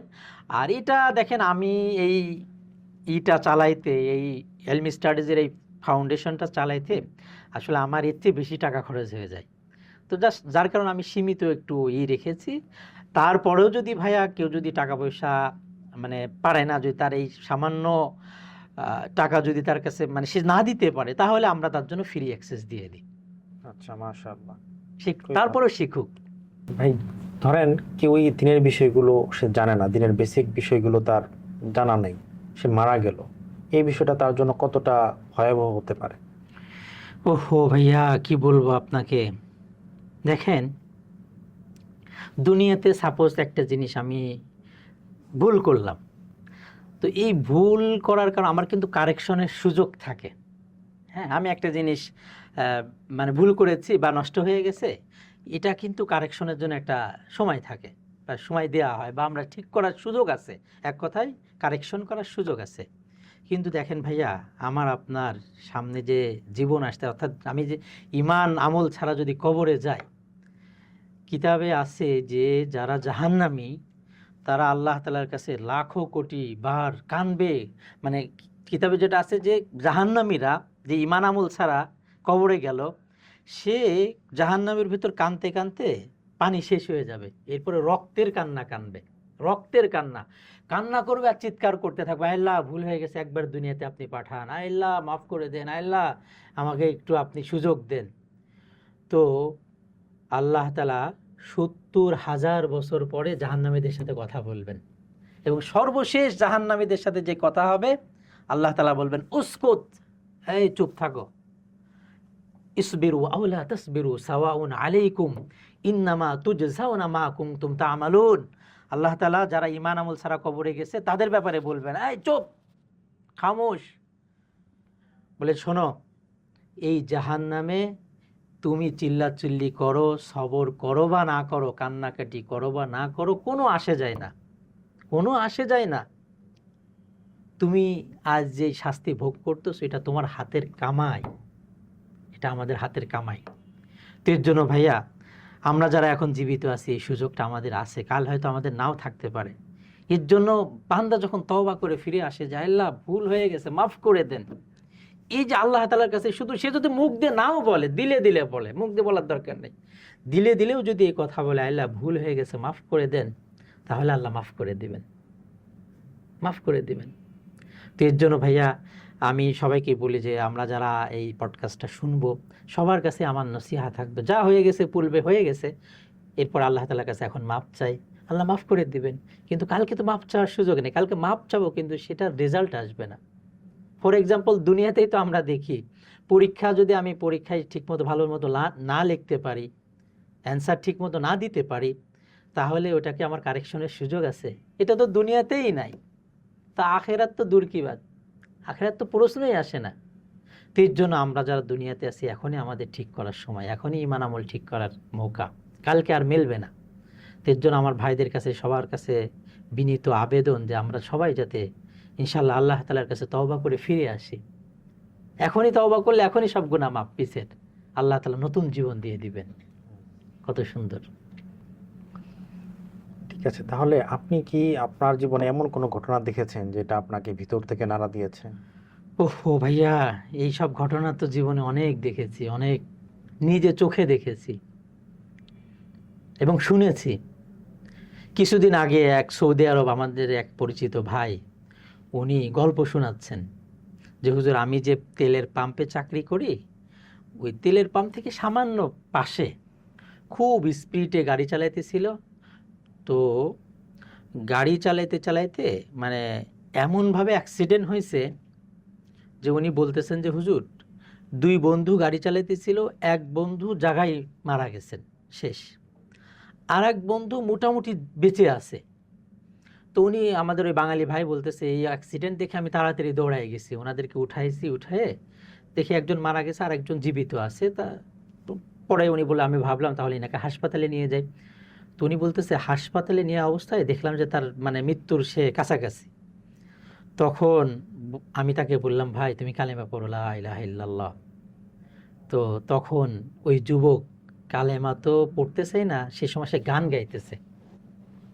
দেখেন, উনি বললেন যে আমি তাকে কালেমা পড়তে বলতেছি আর সে গান গাইতেছে। এটা কেন জানেন? ওই যে দুনিয়াতে সে গান শুনছে, তার সাবকনশাস মাইন্ডে সে গানটাকে মানে আপনার চালু করে ফেলছে। তো ওই যে ওই অবস্থা দেখবেন আমাদেরও অনেক ভাইকে আমি দেখছি, মানে সে মানে বলতেও পারবে না অথচ সে গান গাইতেছে। কেন জানেন? ওই যে সাবকনশাস মাইন্ডে সে এটাকে অ্যাকসেপ্ট করে নিছে। তো আমাদের যুবক সমাজ, আমাদের অনেক মানুষকে আমি দেখেছি যে তারা গান গায়, অথচ যদি সে এই সময়টা জিকির করত, হ্যাঁ, আল্লাহ রসুল বলেন তোমাদের ভিতর কে আছে উহুদ পাহাড় পরিমাণ সোয়াব কামাই করবে, যার দৈর্ঘ্য প্রস্থ প্রায় 9.5 কিলোমিটার। তো সাহাবা আজমান বলে ইয়া রাসূলুল্লাহ, এত নেকির কাজ কারো সাধ্য আছে? এত নেকি কে কামাই করতে পারে? আল্লাহ রসুল বললেন সুবহানাল্লাহ আযমু মিন উহুদ।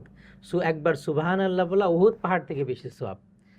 হ্যাঁ, একবার আলহামদুলিল্লাহ বলা উহুদ পাহাড় থেকে বেশি সওয়াব, একবার আল্লাহু আকবার বলা উহুদ পাহাড় থেকে বেশি সওয়াব। তো দেখেন, এর জন্য কোনো টাকা খরচ করা লাগতেছে না, কোনো কায়িক শ্রম করা লাগতেছে না, জাস্ট শুধু ঠোঁট নাড়াচ্ছে। তো যেটা বলতেছিলাম যে আজ যদি আমরা একটু কোরআন তেলাওয়াত শিখতাম বা কোরআন যদি পড়তাম বা জিকির করতাম, দুনিয়াও সুন্দর হতো, আখেরাতও সুন্দর হতো। এখন মানুষ গান মানে টেনশন থেকে মুক্ত থাকার জন্য গান শোনে। আসলে ভাইয়া বিশ্বাস করেন, গান আরও টেনশন তো কমাই না, আরও বাড়ায়। কেননা বিজ্ঞানীরা পরীক্ষা করে এই কথা দেখছে, যারা কোরআন শোনে তাদের রক্ত সঞ্চালন, তাদের উচ্চ রক্তচাপ থেকে তারা মুক্ত থাকে। আর গান শুনলে দেখেন একজন বিরহের ভিতরে আছে, সে আরো বিরহের গান শুনতেছে, তাহলে তার বিরহ মানে বিরহ তার কমতেছে না বাড়তেছে? বলে বাড়তেছে। হ্যাঁ, এখন মানে ওই যে সেই গল্পের মধ্যে হলো যে মানে চিকিৎসা যতই করা হচ্ছে অসুস্থতা রোগ তত বেশিই বাড়তেছে। তো দেখেন, এই যে আমরা অনেক যুবক ভাইরা আছে গান শুনি, হাদিসের ভিতর আছে যারা গান শুনবে কাল কিয়ামত মানে তাদেরকে কবরে আযাব হবে গলিত, মানে জাহান্নামে তাদেরকে গলিত সীসা তাদের কানের ভিতর দেওয়া হবে। একটু কল্পনা করি তো, এটা এই মানে আমি কি সহ্য করতে পারবো এই শাস্তি? আর এক হাদিসে আছে আল গিনা ইউমবিতু জিনা ফিল কলব, যারা এরকম গান শোনে তাদের ভিতর নেফাক পয়দা হয়, জিনার দিকে আসক্ত হয় সে। তো এই যে গান শোনার কত তো আমি যেটা বলতেছিলাম যে ওই ভাই সৌদি আরবের, উনি বলতেছেন যে আমি তাকে কালেমা পড়তে বলতেছি আর সে গান গাইতেছে অবচেতন মনে। তাও এর জন্য আমি বলি যে ইনশাল্লাহ সবাই গান না শুনে আমরা কোরআন শুনি, কিছু ওয়াজ নসিহত শুনি, ভালো ভালো জিনিস শুনি বা ভালো জিনিস শিখি। এখন তো মানে শেখা কত সহজ, কমসে কম আমি যে জিনিসটা যেই বিষয়ে আমি কাজ করতে ওই বিষয়ে শিখি। তা না করে আমরা এই যে সময় নষ্ট করতেছি, দুনিয়াও ক্ষতি আখিরাতেও ক্ষতি। তো দেখেন মৃত্যুর সময় সে কালেমা না পড়ে গান গাইতেছে, তার খবরও নাই। তো যে গান গাইতে গাইতে যার মৃত্যু হচ্ছে তার অবস্থা কি হবে বলেন? তার ঠিকানা কি জান্নাত আশা করা যেতে পারে? যেহেতু হাদিসে আছে ইন্নামাল আমালু বিল খাওয়াতিম, শেষ ভালো যার সব ভালো তার। আল্লাহ তাআলা আমাদের হেফাজত করে। তাহলে ভাই আমাদের ডেইলি লাইফে কোন কোন হ্যাবিটগুলো আমাদেরকে দিনের দিকে ফিরিয়ে নিয়ে আসতে পারে? মাশাআল্লাহ ভাইয়া, প্রথমত তো আপনি যে প্রশ্নটা করেছেন এই প্রশ্নর আমলকারী যাতে সর্বপ্রথম আল্লাহ তাআলা আমাকে বানান, আমাদের সবাইকে এই প্রশ্নের আমলকারী বানায় দেন। তো আমি যেটা ভাবি যে ভাইয়া দেখেন, আমরা যদি যখন ঘুমাই, বান্দা যখন ঘুমায়, তো ঘুমের পূর্বে আল্লাহ রসুল কিছু দোয়া পড়তেন। হ্যাঁ, এই দোয়াগুলো আমরা ইনশাল্লাহ সামনে আলোচনা করব। এই দোয়া পড়ে যদি ঘুমায় তো ঘুমটাও আমার ইবাদত হলো। হাদিসে পাকের ভিতর তো আছে, দেখেন যে ব্যক্তি ঈশান নামাজ পড়ে ঘুমালো সে অর্ধরাত ইবাদতের ভিতর থাকলো, আর যে ব্যক্তি ফজরের নামাজ পড়লো সে যেন পুরা রাত ইবাদতের ভিতর কাটালো। তো আমরা মোটামুটি যদি ঈশান নামাজটা পড়ে তাড়াতাড়ি ঘুমায়ে পড়ি, তাড়াতাড়ি ঘুমায়ে পড়লে কী হবে জানেন? আমরা শেষ রাত্রে তাড়াতাড়ি উঠতে পারবো, 2 রাকাত তাহাজ্জুদ পড়তে পারি। হাদিসে পাকের ভিতর আছে তাহাজ্জুদের 2 রাকাত নামাজ খয়রুম মিনাদ দুনিয়া ওয়া মা ফিহা, দুনিয়া এবং দুনিয়ার ভিতর যা কিছু আছে এর থেকে উত্তম। তাহাজ্জুদ পড়নেওয়ালাদের চেহারায় নূর ভাসে। এবং দেখেন আজ আমরা এই শরীরে বা চেহারার পেছনে কত কিছু খরচ করতেছি, কত টাকা পয়সা, সোনো ক্রিম, যে কেন যে শরীরটা যাতে মানে চেহারাটা ভালো থাকে, সুন্দর থাকে। কিন্তু দেখা যাচ্ছে যে মানে একজন বলতেছে হুজুর আমি প্রায় বছরে লাখ টাকা এই স্কিনের পেছনে ব্যয় করি যাতে আমি যুবক থাকি। তো আমি বললাম আচ্ছা খরচ করে ফলাফল কী পেলেন? তো বলে হুজুর আমার স্ত্রী আছে, সে বলে আমি বৃদ্ধ হয়ে গেছি। তো আমি তো ফলাফল কি তাহলে এই পেলেন? তো এই দেখেন এটার জন্য কত কিছু আমরা। তো আমি যদি তাহাজ্জুদ পড়ি তাহলে তো আমার চেহারা নুরানি থাকবে। এমনকি তাহাজ্জুদ যারা পড়ে আল্লাহ তাআলা তাদের একটা আলাদা স্পেশাল নূর তাদেরকে দেন। ওই নূরের বরকতে, ওই নূরের কারণে সে অনেক গুনাহ থেকে বাঁচতে পারে। এবং হাদিসে যেটা আছে আল্লাহ তাআলা শেষ রাত্রে বান্দাকে ডাকতে থাকে। দেখেন আমাকে যদি আমার এলাকার চেয়ারম্যান সাহেবও ডাক দেয়, আমি কি তার ডাকে সাড়া না দিয়ে থাকতে পারবো? তো আল্লাহ তাআলা আহকামুল হাকিমিন, হ্যাঁ, বাদশাহ আল্লাহ তাআলা শেষ রাত্রে ডাকতে থাকেন আর আমরা ঘুমাইতে থাকি।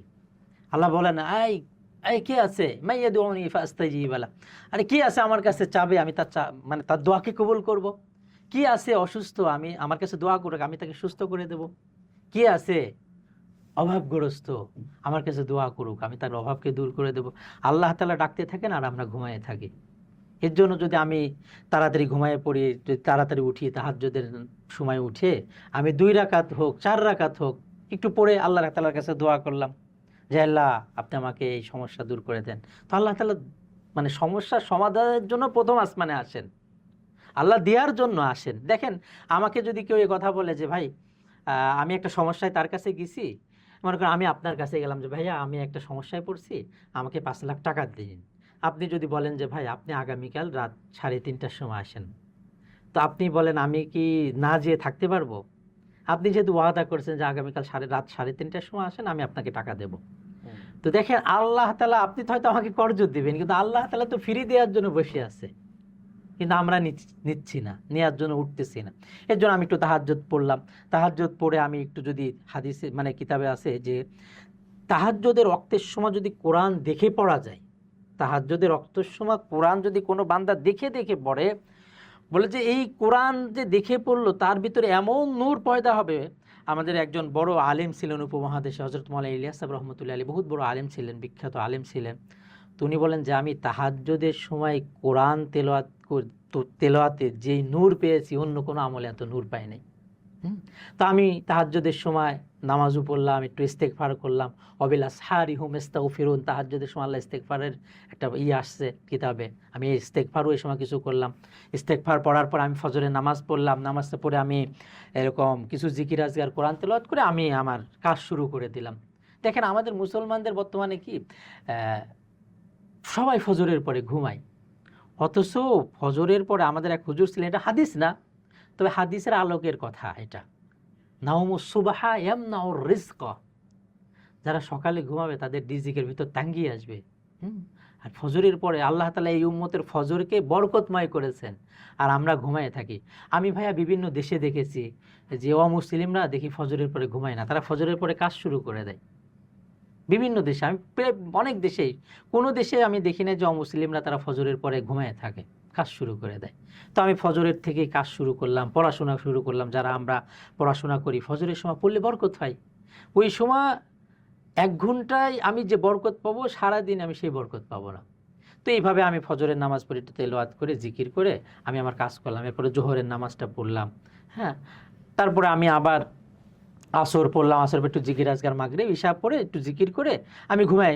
অনেক সময় দেখা যাচ্ছে ইশার পর আমরা ঘুমাইলে ঘুম আসতে চায় না, তো সমস্যা নেই, ওই সময় যদি আমি একটু কোরআন, অনেক সময় মস্ক আছে, কোরআন মস্ক যদি আমি এই নিয়েতে শুনি যে আল্লাহ আমার কোরআনটা আমি ওনার মতো তেলাওয়াত করব, ওই কারি সাহেবের মতো আমি আমার কোরআনটা যাতে, আমার তেলাওয়াতটা যাতে ওনার মতো হয়, এই নিয়েতে যদি কেউ কোরআন শোনে তাহলে সে সওয়াব পাবে।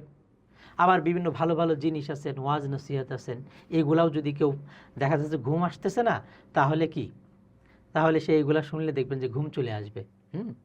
দেখা যাচ্ছে যে শয়তানে আপনাকে ঘুম পাড়ায় দেবে, শয়তান এই ঘুম পাড়ায় দেবে। কেন? আপনি নেকির কাজ করলে তো তার বরদাস্ত হবে না। এই যে একটা ঘটনা শুনছেন না, যে এক বুজুর্গ ছিল, সে তাহাজ্জুদ পড়তো। তো একদিন কোনো কারণে ঘুমের, মানে গভীর ঘুমের কারণে সে তাহাজ্জুদ পড়তে পারে নাই। তো যেদিন তাহাজ্জুদ পড়তে পারে নাই, ওই দিন দিনের বেলা সে খুব কান্নাকাটি, আল্লাহ তাআলার কাছে কাকুতি মিনতি খুব কান্নাকাটি করছে যে তাহাজ্জুদটা পড়তে পারলাম না, হ্যাঁ, এত বড় নেকির কাজ করতে পারলাম না। তো পরের দিন সে ভাবছে যে আজকে তাহাজ্জুদ যত কষ্ট হোক তাহাজ্জুদ পড়ব। তো এখন রাতের বেলা যখন ঘুমিয়ে আসে, তাহাজ্জুদের সময় এক লোক ডাকতেছে, হুজুর ওঠেন ওঠেন ওঠেন ওঠেন, তাহাজ্জুদের সময় হয়ে গেছে। তো ওই বুজুর্গ তাকে জড়ায় ধরছে, আচ্ছা আপনি এত নেকির কাজ করলেন, আমাকে তাহাজ্জুদের জন্য ঘুম থেকে জাগিয়ে দিলেন, মাশাআল্লাহ ভাই, গতকাল তাহাজ্জুদ পড়তে পারি নাই, অনেক মনে অনেক ব্যথা, অনেক কষ্ট, আজকে আপনি আমাকে জাগায় দিলেন, আপনি কে, একটু বলেন না ভাই, আপনি এত ভালো মানুষ, কে আপনি? তো বলে না, বলে না। এখন বুজুর্গ খুব জোর জোর জবরদস্তি করতেছে, কে আপনি, একটু বলেন ভাই। তো বলতেছে আমি শয়তান। তো তখন বুজুর্গ বলতে আছে, শয়তান? শয়তান আবার তাহাজ্জুদের জন্য জাগাইতে পারে? তো শয়তান ভালো মতো ধরছে যে তুমি আমাকে তাহাজ্জুদের জন্য কেন ডাকলে, তুমি তো তাহাজ্জুদের জন্য ডাকার কথা না।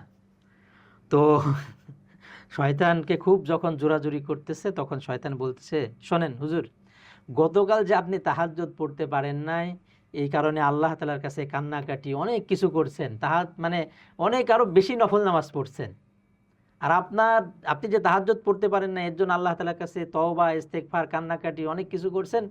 আল্লাহ তাআলা আপনি তাহাজ্জুদ পড়লে যেই সওয়াব, যেই নেকি পেতেন, তাহাজ্জুদ না পড়ে সেই নেকি পাইছেন, তার চেয়ে বেশি নেকি পাইছেন আপনি। তো হুজুর আপনি তো বেশি নেকি পেয়ে গেলে তো আমি বরদাস্ত করতে পারি না, এর জন্য আমি আপনাকে তাহাজ্জুদের জন্য ডাকতেছি। তো এর জন্য আমাদের এই আমলগুলো যদি আমরা দৈনন্দিন করতে পারি, তাহলে ইনশাআল্লাহ আমরা ভালো থাকতে পারবো ইবাদত বন্দী। এবং বড়দের টাচ, উলামা একরামের সোহবতেও যদি থাকতে পারি, সবচেয়ে ভালো জিনিস যে আমার একজন ভালো উলামার সাথে যদি সম্পর্ক থাকে, তো এবং আমি তাকে বললাম যে হুজুর আপনি আমাকে একটু পুশ করবেন, কারণ আমরা তো বড় হয়ে গেছি, আমাদের পুশ করার কেউ নাই, কেউ নাই। তো আমরা এখন নিজেকে নিজে ঠিক করতে হবে। আচ্ছা, আমরা অনেক আমলই শুরু করতে চাই এবং দেখা যায় অনেকে শুরুও করি, কিন্তু এটাকে কনসিস্টেন্সি মেনটেন করে ধরে রাখতে পারি না কেন? এটা তো ভাইয়া আসলে এটা সবার কমন সমস্যা হলো এটা, আমরা শুরু করি কিন্তু ধরে রাখতে পারি না। এই ব্যাপারে আমি একটা কথা বলতে পারি যে ভাইয়া দেখেন, দুনিয়াতে অষ্টম আশ্চর্য কি, হ্যাঁ, এটা সবার জন্য, আল্লাহ তাআলা আমাকেও তৌফিক দেন। দুনিয়াতে অষ্টম আশ্চর্য হলো কনসিস্টেন্সি। মানে ফর এক্সাম্পল, আমরা যেটা কি করে, আমরা শুরু করেছি, আজকে মনে করেন কেউ বই পড়া শুরু করে, যে বই এমন পড়ে যে আজকে মোটামুটি 100 পৃষ্ঠা পড়ে ফেলছি, বা একজন মনে করে যে কোরআন তেলাওয়াত শুরু করছি, আজকে একবারে 2-3 পারা পড়ে ফেলে। তো এই যে এটা করতেছ, পরে কালকে থেকে খবর নাই। দেখেন বুখারী শরীফের রিওয়ায়াত, আল্লাহ রাসূল সাল্লাল্লাহু আলাইহি সাল্লাম বলেন যে আল্লাহ তাআলার কাছে ওই আমল বেশি পছন্দনীয়, যেটা কন্টিনিউ করা হয়। আহাব্বুল আমালি ইলাল্লাহি আদওয়ামুহা ওয়া ইন কাল্লা, মানে ওই আমল, মানে যে আমল ধারাবাহিকভাবে করতেই থাকা হয়। যেমন আল্লাহ রসুল এক সাহাবীকে বললেন, তাহাজ্জুদের ব্যাপারেই বলছিলেন, যে অমুকে তাহাজ্জুদ পড়া শুরু করে দিল কিন্তু আবার এখন আর পড়ে না, কি হলো তার? তো আল্লাহ রসুলও এইটাই বলতেছেন যে আমরা যা করি কনসিস্টেন্সি ধরে রাখতে হবে। দেখেন, আপনাকে কেউ তো নিষেধ করে নাই যে ভাই আপনি তাহাজ্জুদ পড়েন না, আপনি বই পড়েন না, আপনি লার্নিং নিয়েন না, এমন তো কেউ নাই। এমন তো কেউ করতেছে না যে আমাদের এই কনসিস্টেন্সি ধরে রাখার জন্য কেউ নিষেধ করতেছে। কেউ তো নিষেধ করে নাই, কেউ তো আমাকে মানে মারতেছে না যে এমন কি। দেখেন কনসিস্টেন্সি এমন বললাম না যে দুনিয়াতে অষ্টম আশ্চর্য হলো কনসিস্টেন্সি, মানে যে জিনিস আপনি হইতে চান ওটা হইতে পারবেন যদি আপনি করতে থাকেন, লাগাতার করতে থাকেন। হোসেন ভাই, আমাদের যারা দর্শক আছেন, যারা আমাদেরকে শুনছেন, তারা যদি মানে ইলমি স্টাডিজে যুক্ত হতে চান, তারা কিভাবে আপনাদের সাথে যুক্ত হতে পারেন? মাশাআল্লাহ।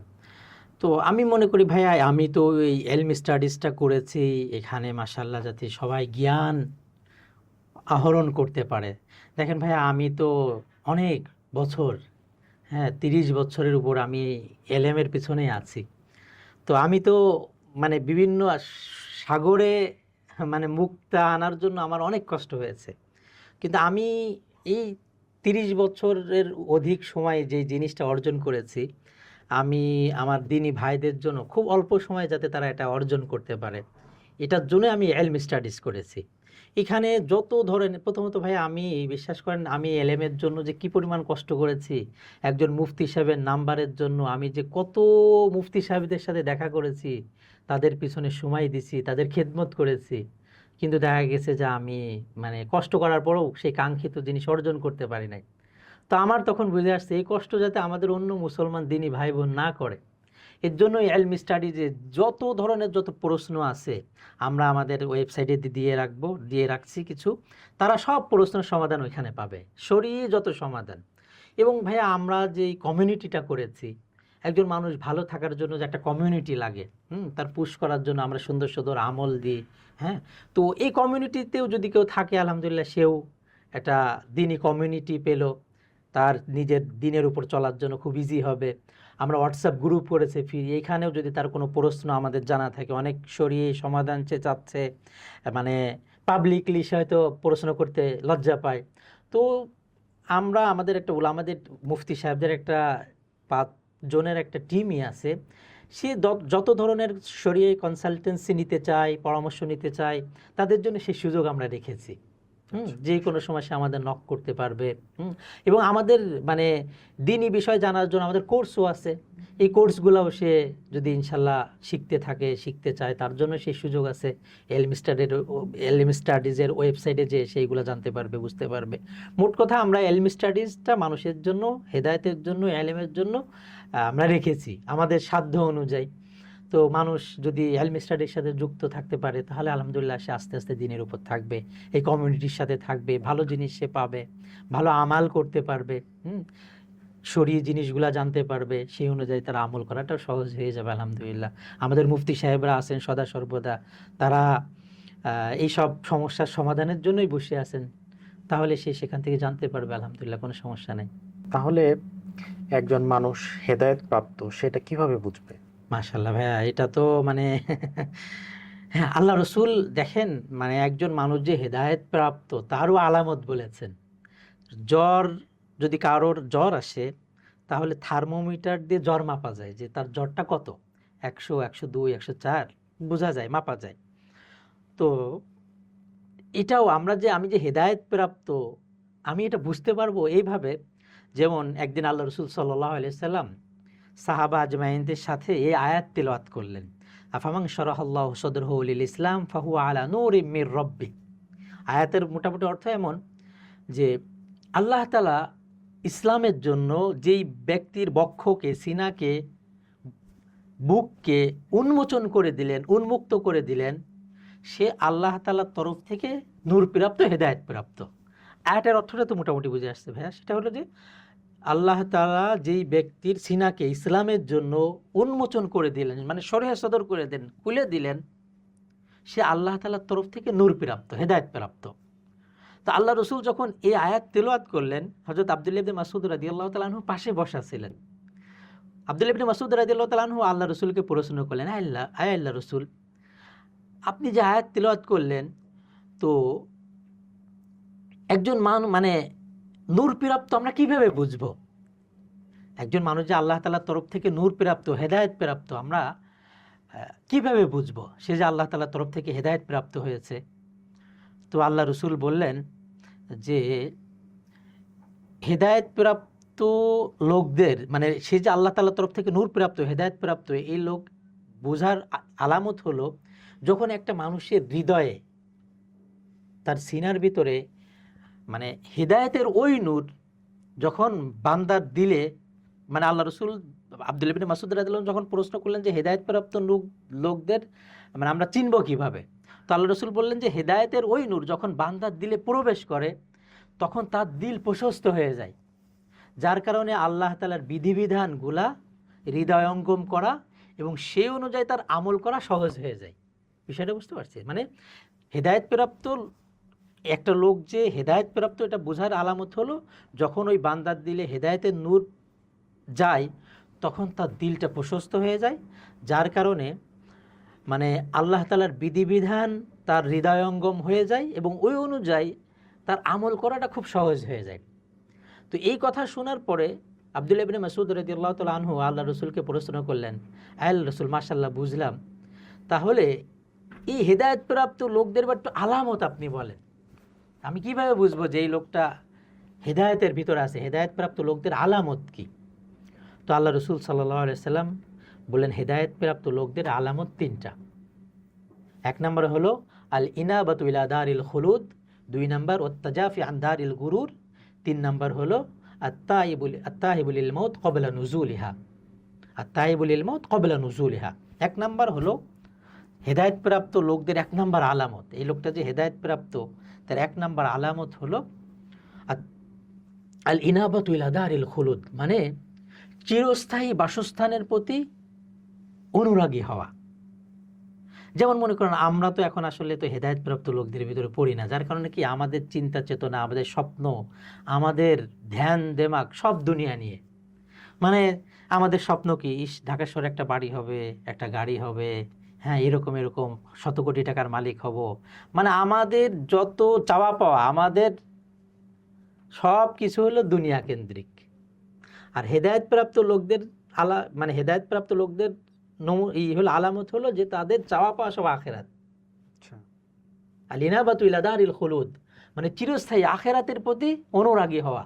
মানে সে যা করবে, আরে আমার জান্নাতে যাতে আমার সুন্দর হয়, আমি যাতে কবরের আযাব থেকে মাপ পেয়ে আমি যাতে জান্নাতুল ফিরদাউস পেতে পারি, তার প্রতিটা মুহূর্ত তার থাকবে টার্গেটই আখেরাত। এই হলো এক নাম্বার। দুই নাম্বার হলো ওয়াত্তাজাফি আন দারিল গুরুর, ধোঁকার বাসস্থান থেকে দূরে থাকা। দেখেন ধোঁকার বাসস্থান মানে এই দুনিয়ায় দেখেন এই যে গান বাজনা এগুলো সব ধোঁকা, এগুলো সব ধোঁকা। আপনি যখন এই সব গান বাজনার ভিতরে থাকবেন তখন অটোমেটিক আপনার ইসলামের নূর অন্তরে থাকবে না, তখন নিফাক আপনার অন্তরে প্রবেশ করতেছে, যার কারণে ভালো জিনিসও ভালো লাগবে না। দেখবেন অনেক মানুষ আছে জ্বর আসলে তাদের রুচি চেঞ্জ হয়ে যায়, তখন দেখবেন যে ভালো ভালো দামি দামি খাবার সে তিতা লাগে, ভালো লাগে না, বলে ভালো লাগতেছে না, সরাও। তো খাবার তো ভালো, সবই ঠিক আছে, দামি খাবার, কিন্তু তার রুচি নষ্ট হয়ে গেছে। তো হেদায়েতপ্রাপ্ত লোকদের এটাও যে দুনিয়ার ধোঁকা থেকে বেঁচে থাকা। দুনিয়া এটা আমাল হায়াতুদ দুনিয়া ইল্লা মাতাউল গুরুর, আল্লাহ তাআলা বলতেছেন এই দুনিয়াটাই ধোঁকা, দুনিয়াটাই ধোঁকা। এখানে মনে করেন যে একজনের শহরে একটা বাড়ি আছে, তো তার শয়তান তার স্বপ্ন দিয়ে দেয় যে এবার রাজধানীতে একটা বাড়ি হলে খুব ভালো হয়, রাজধানীতে বাড়ি আছে, এখন তার মাথার ভিতর দিয়ে দেবে আরে মাঝে মাঝে আমেরিকা যায়, আমেরিকা যদি একটা বাড়ি থাকে। এইভাবে তার চাওয়া পাওয়ার শেষ নাই, কিন্তু চাওয়া পাওয়া কিন্তু তার শেষ নাই। আর সে যে লেভেলে তার যে চাকরি বাকরি ব্যবসা বাণিজ্য যে স্তরে, শয়তান তার স্বপ্ন দিয়ে দেয় আরও অনেক বড় স্তরে। তো যার কারণে কি হয়, এইগুলা এই স্বপ্ন পুরা করতে সে আখেরাত ভুলে যায়। হ্যাঁ, ডোন্ট গেট মি রং, দুনিয়া কামাই করবো না সেটা না, ভালো মানুষের কাছে টাকা থাকা দরকার আছে, ভালো মানুষ টাকা দিয়ে ভালো কাজ করবে, খারাপ মানুষ টাকা গেলে, খারাপ মানুষের কাছে টাকা গেলে খারাপ মানুষ খারাপ কাজে ব্যয় করবে। টাকা অবশ্যই দরকার আছে, কিন্তু কথা হলো এইটা কামাই করতে যে আমি আখেরাত নষ্ট করে দিলাম, হালাল হারামের কোনো তোয়াক্কা করলাম না, এটা নিষেধ। হ্যাঁ, সুলাইমান আলাইহিস সালাম তো পুরা পৃথিবীর বাদশা ছিলেন, উনি তো জান্নাতুল ফিরদাউস কামাই করে নিয়ে গেছেন। কিন্তু আমরা তো এই দুনিয়া কামাই করতে যে দিন কি ভুলেই থাকি, ধোঁকা, মিথ্যা, প্রতারণা, এইগুলা। তো এগুলা করা যাবে না, মানে এটার মহব্বত রাখা যাবে না। দুনিয়ার ধোঁকা থেকে বাঁচা মানে এই যে দুনিয়া আল্লাহ তাআলা যেসব জিনিস হারাম করেছেন এগুলা থেকে বেঁচে থাকতে হবে। এরপরে আত্তাইবুল লিল মাউত ক্বাবলা নুজুলিহা, মৃত্যু আসার পূর্বেই মৃত্যুর প্রস্তুতি গ্রহণ করা। এখন কথা হলো যে আমরা আসলে মৃত্যুর প্রস্তুতি কতটুকু গ্রহণ করতেছি। এখন যদি শুনি আগামীকাল এই সমস্যা আসবে, যে আগামী, হ্যাঁ একবার আমি নিজেই দেখেছি যে দেখেন লবণ কোনোদিন শেষ হওয়ার জিনিস। লবণ সমুদ্রের, বাংলাদেশের সমুদ্র আছে, সমুদ্রের পানি তো লবণাক্ত, পানি থেকেই তো হয় আস্তে আস্তে। তো শুনছে যে লবণ বাজারে থাকবে না, সবাই লবণ কেনা শুরু করছে। অনেক আগের গল্প। তো দেখেন লবণ, যেটা চাইলেই মোটামুটি কক্সবাজারে অভাব নাই লবণ পানির। তো কথা হলো যে দেখেন লবণ শেষ হয়ে যাবে বিধায় লবণের প্রস্তুতি নিচ্ছে। আবার দুর্ভিক্ষের কথা শুনলে আমরা সবাই প্রস্তুতি নিই। এখন কথা হলো যেই সফর আমাকে করতেই হবে, আমাদের কারোর মানে এই সফর থেকে কেউ বাঁচতে পারবে না। এখন কথা হলো যে আমরা এই সফরে কতটুকু তৈরি করলাম। তো এর জন্য ভাইয়া আজকে আমাদের যে পডকাস্ট, এটার উদ্দেশ্য এটাই যে আমরা সবাই যাতে আখেরাতের তৈরি করতে পারি, আখেরাতের প্রস্তুতি গ্রহণ করতে পারি, যেখানে আমাকে অনন্ত অসীমকাল থাকতে হবে, চিরকাল থাকতে হবে। ওইখানে সুখই আসল সুখ, ওইখানে দুঃখই আসল দুঃখ। ওইখানে যদি কেউ ব্যর্থ হয়ে যায়, সে তার মতো ব্যর্থ হতভাগা আর কেউ হবে না। আর ওইখানে যদি কেউ কামিয়াব হয়ে যায়, তার মতো কামিয়াব আর কেউ হবে না। এর জন্য আমরা আমাদের প্রতিনিয়ত এই কথা অন্তরে থাকতে হবে যে আমাকে এখানে চলে যেতে হবে, এটাই সত্য। কিন্তু যাওয়ার পরে আর ফিরে আসার সুযোগ নাই। এর জন্য ভাইয়া ওইখানের প্রস্তুতি আমাদের সদা সর্বদা নিতে হবে। হ্যাঁ, কিছুদিন আগে আমি একটা সুন্দর কোট দেখেছিলাম যে মৃত্যু আসতে সময় লাগে 1 সেকেন্ড, তৈরি করতে লাগে চিরজীবন, পুরা জিন্দেগি তৈরি করা লাগে। কিন্তু ওই 1 সেকেন্ড যে কখন হয়ে যায় বলতে তো পারি না আমরা। দেখা গেল আমি, অনেক যুবক আছে গান শুনতে শুনতে ঘুমায় পড়ে, আহা তার যদি মৃত্যু হয়ে যায়। হার্ভার্ড ইউনিভার্সিটির একটা গবেষণায় তারা এই কথা বলতেছে যে যারা রাতের বেলা মানুষ যারা ঘুমায়, তো এই ঘুমের ভিতরেই 1,32,000 মানুষ ঘুম থেকে আর জাগে না, অর্থাৎ ঘুমের ভিতরেই মারা যায়। চিন্তা করেন, এখন আমাদের যুবক সমাজ তারা রাতের বেলা গান শুনতে শুনতে ঘুমায়। এখন যদি আমার এই অবস্থায় আমি যদি মৃত্যুবরণ করি, তাহলে আমার ফায়সালা কোথায় হবে বলেন? এর জন্য যুবক ভাইদের কাছে আমার বিনীত অনুরোধ যে তারা রাতের বেলা ঘুম না আসলে জিকির করুক, সুবহানাল্লাহ, আলহামদুলিল্লাহ, লা ইলাহা ইল্লাল্লাহ, আল্লাহু আকবার। বুখারীর হাদিস বলে এই সুবহানাল্লাহ, আলহামদুলিল্লাহ এগুলা মিজানকে, দাড়িপাল্লাকে ভরে দেয়। কোরআন তেলাওয়াত শুনতে পারে সে, হ্যাঁ মাশাআল্লাহ, ওয়াজ শুনতে পারে, জি জি, খুব সুন্দর কোরআন শুনতে পারে, সে নাসিদ শুনতে পারে, মাশাআল্লাহ, গজল শুনতে পারে, গজল শুনতে পারে, মাশাআল্লাহ। এটা ভালো কোনো স্কলারের ওয়াজ শুনতে পারে, নসিহত শুনতে পারে, আলহামদুলিল্লাহ। তো এর জন্য ভাইয়া আমার হলো যে আমরা ইনশাল্লাহ সুন্দর জীবন করি। কখন মৃত্যু চলে আসে তো বলা যায় না, কার মৃত্যু কখন চলে আসে। তো আমি যদি শেষ ভালো না হয় তাহলে তো আমার সবই বেকার চলে গেল।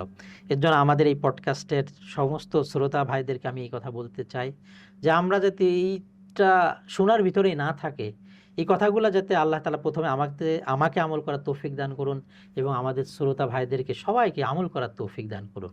আজকে হলো আমলের দিন, কালকে প্রতিদানের দিন। কালকে আমল নাই কিন্তু প্রতিদান আছে। এখন যদি আমি আমলই না করি তাহলে প্রতিদান কি পাবো? তো ভাইয়া আপনি আজকে অনেক কষ্ট করেছেন, আপনার নিজের ব্যবসা বাণিজ্য ফেলে রেখে আপনি এই পডকাস্টটা করেছেন। নিউরো বাইন্ডিংয়ের আপনার এই কোম্পানির জন্য অসংখ্য দোয়া থাকবে। অসংখ্য আমাদের মানে হৃদয়ের অন্তরস্থল থেকে আমরা দোয়া করব আল্লাহ তাআলা আপনাকে, সাহাবা আজমাইন ব্যবসা করেছেন কিন্তু ব্যবসা করে ওনারা জান্নাতের সার্টিফিকেট পেয়েছেন। হযরত আব্দুর রহমান বিন আউফ রাদিয়াল্লাহু তাআলা আনহু উনিও ব্যবসা করতেন। একবার আব্দুর রহমান বিন আউফ রাদিয়াল্লাহু তাআলা আনহু আল্লাহর রাসূলের কাছে আসলেন, আল্লাহর রাসূলের সাথে মুসাফা করলেন।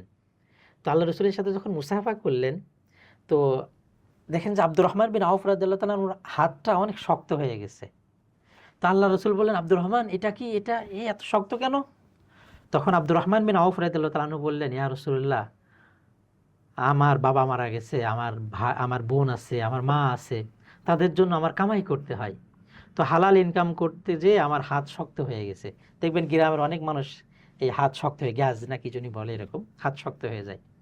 তো আল্লাহ রসুল আব্দুর রহমান বিন আউফ রাদিয়াল্লাহু তাআলার হাতকে নিয়ে এরকম বললেন, উনজুরু উনজুরু, দেখো দেখো দেখো দেখো, যে ব্যক্তি হালাল কামাই করার জন্য তার হাত এরকম শক্ত হয়ে যাবে তার জন্য জান্নাত ওয়াজিব।